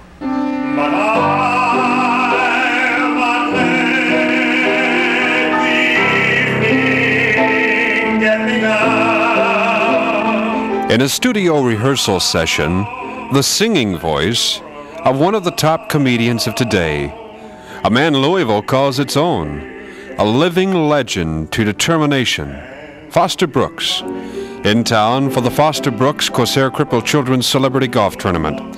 I asked Foster about his career, how it began. I remember Mom saying, "By golly, I am just sick and tired of you sitting around the house and playing around here and just singing here at home when I think the world should be hearing you." She realized right off your talents. Well, I don't know. A lot of mothers think that their child may have has talent, and in many cases, the child really doesn't have any talent. I mean, stage mothers they call them, right, you know, in California mostly, and so. But Mom just thought that I had a real nice voice, and it should be heard on radio. Well, I didn't give that a thought about hearing it on radio. My goodness, me singing on radio and all that, you know.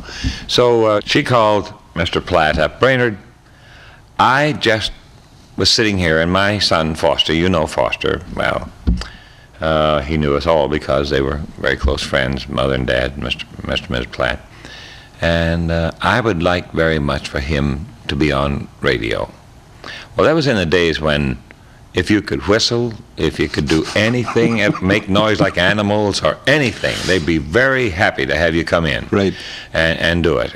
Well, I didn't come up for an audition or anything like that. Mr. Platt called, I think, Mr. George Wiederhold, who was the program director at the time, and told him that Mrs. Brooks, who had already sung on WHAS, mother was one of the first, if not the first, soprano soloist ever on WHAS, and said she's bringing her son, Foster, up, and they would like to do a program. Well, it wound up where I did a program on which Mr. Billy Harrison, former mayor of the city of Louisville, spoke. And I don't know, I think a man by the name of George Latimer, who was a choir director for the Second Presbyterian Church at that time, which is no longer in existence, where St. X, right next door to where St. X used to be. St. X is not there anymore, is it? No, that college or high school, they tore that down, built a hotel there, I believe. But anyway, he played, and I sang "You Are a Wonderful Mother," I remember that. And it just it didn't seem to bother me. It didn't make me nervous or anything to do. Right, and you were how old now? 13 years old. You were 13 years old. Yeah, it was, and there were times after that when Mr. Wiederhold would call Mother up and say, when are you going to bring that boy in and give us a program? And I mean, they really needed things on the air. There weren't enough things to put on radio in those days. Right. And this was in the 20s, of course. And I recall one day Mother getting a call and said, how about you bringing your boy in and giving us a 15-minute program at 8:45 Wednesday night? Because if you don't, we're going to have to sign off the station 15 minutes early. In those days, they signed the station off at 9 o'clock. Right. And so we went in, we came in, we did a 15-minute program. And Mother would sing, and I would sing, and Mother would sing, and I would sing, and all right. The program ended, and WHAS signed off the air at 9 o'clock. I recall, now people find this very hard to believe, but this was long before you were born, the Dempsey-Firpo fight. I heard it on a crystal set. I was lying across the bed in our 4-room house on 22nd Street, which later became a 7-room house because Dad built some rooms on the top, had them built. But I was listening. My brother made this with wire wrapped around an oatmeal box. And no, brother Ed, my older brother. And he made a crystal set. You got the pieces at the 10-cent store. No such thing as a 10-cent store anymore, but they were 10-cent stores then, and you got things for 10 cents and a nickel.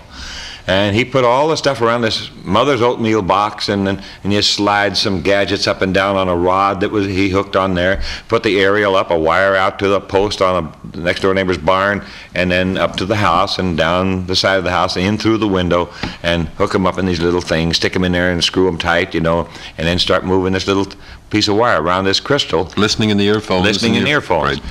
And I was listening, and Dad, whom I think was the greatest man who ever lived on the face of this earth, was very anxious to know about the fight too, you know, but he was a kind of a man who knew that I was enjoying listening to the fight and wouldn't ask me for the earphones, you know, so he could hear him. He said, what's going on, doll? He called all of us doll. For all our lives, he said, hiya, doll, you know, and so he said, what are they doing? I said, Firpo's down. He's up now. Oh, and Dad said, good, good, good. I said, he's down. He said, good, good, good. Whip him, Jack, whip him. And then I said, he's up, he's down again. And I did that about 4 times, and Dad said, oh, hon, come on now. He said, let me hear it. Let me have one of the things. So I said, here, you listen. And well, I think, if I'm not mistaken, Dempsey knocked Firpo down 7 times in the first or second round. I'm not too sure about that. But and then Firpo hit Dempsey, I believe. Was it Firpo who hit him and knocked him out of the ring in the press as opposed to have pushed him back in the ring, which today would not be allowed, you know. And then Dempsey finally whipped him. During that fight, however, we didn't know. We didn't know how the fight came out because... The station faded, or...? No. WHAS announcer, the name was a man by the name of Norman Sweet. He was the announcer. And he came on and he said, ladies and gentlemen, I am very sorry, but it is already 5 minutes after 9. And according to Federal Communications Commission rulings and regulations, this, that, and the other, we must sign off the air at 9 o'clock. We hate to interrupt, but we must sign off. This is WHAS, the Courier-Journal, Louisville Times, owned and operated by, and all that business. And ZAP.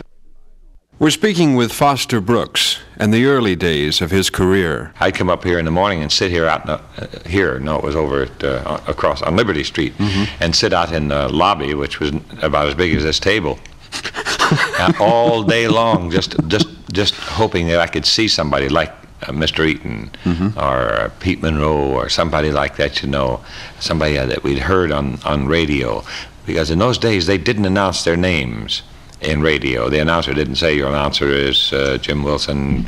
There's just a friendly onstage announcer. Yes, that's right. That's right. And the networks would do it. But I was getting a great thrill out of it. I was becoming known. I mean, hello, Foster, how are you? And I think that's Joe. I think that's Mr. Eaton, you know. And so eventually, announcing my own program led me into, I think, substituting in the summertime on vacations, which was a tremendous thrill for me. And so that I had never seen a man come in and take a vacation job who wasn't kept on the staff. It just happened. I don't know why, but they kept him in the station some way or another. And so finally I got a job. And was that with HAS? WHAS, as an announcer when I was about 18 years old, I believe. We're speaking this afternoon with Foster Brooks, and we're talking about early network program originations from WHAS. Harry Curry and the orchestra had the program Greetings from Old Kentucky, and that was on about once a month, I think, and that was on the network. And Harry played the violin. He played, I think, almost every instrument in the orchestra, but he featured as a director. He featured himself on the violin, and the violin is right in the microphone. You know, we had the old box camera microphones, and Sunday afternoon. I think this was on a Sunday afternoon. We're about to do this Greetings from Old Kentucky, you know, and Davidson Taylor. They don't come any higher class than Davidson Taylor. He was an ordained minister only because I believe his parents asked him to become a minister, and they said, "You didn't ask me to." I think the story is, "You didn't ask me to go into a church. You just asked me to become a minister. I am a minister. Now I'm going to do this." He went on to be a vice president, still may be one of the vice presidents of CBS or NBC, but Davidson Taylor was the man who really was selected to announce programs with class, because he was class personified. Right. And so he was sitting at the microphone with a little gadget like this where he turns this thing on. Now, the first thing was, I'm trying to figure out if the orchestra went da da dum dum dum dum dum dum dum dum dum, and hold that, you know, while Davidson opened up the key and said, "Greetings from Old Kentucky. Da da dum da dee da da dum da da dee da." Good afternoon, ladies and gentlemen, from the studios of WHAS in Louisville, Kentucky. We're about to bring you an hour of delightful music played for you by Harry Curry and so and so. Well, this particular afternoon, Harry and a fellow by the name of Bill Blanton, who was an engineer, had spent a little time at one of the local pubs. And Bill was the engineer on duty, and he was sitting out there kind of dreamy-eyed, you know, and with his hands on the knobs, and the way it came out on the air, here's, you know, how close you have to get to a microphone with this fiddle and the bow. That obviously would put your face close to it too, you see. It turned out that just the moment before this very dignified, fine gentleman, Davidson Taylor, said, "Greetings from Old Kentucky," just before he said greeting came like that. Well, and then he said, "Greetings from Old Kentucky." Well, everybody in the world who heard it, excuse me, thought Davidson had belched just before, excuse me, just before he said this, and it was killing him. I mean, he knew what people were thinking. My Lord above, what will they say, you know? Well, the program went on. Harry didn't even know he belched, you know, and Bill didn't, just laughed it off, and they did the whole program. But just at the end of the program, we had a little buzzer from where we were at the announce desk into the control, and from control into the announce desk. That was so light it could be buzzed while you were on the air and wouldn't go out on the air, see. And Blanton looked through the glass, he reached over and pressed the button, and Davidson is still red from neck up, you know, for what Harry had done, and that made it sound as though he was the one who had done it. And Davidson picked up the phone and said, "Yes." And Bill said, Tell Harry to do that again at the end of the show, and we'll use it as a theme. Foster, thank you. Thank you so much. Very nice.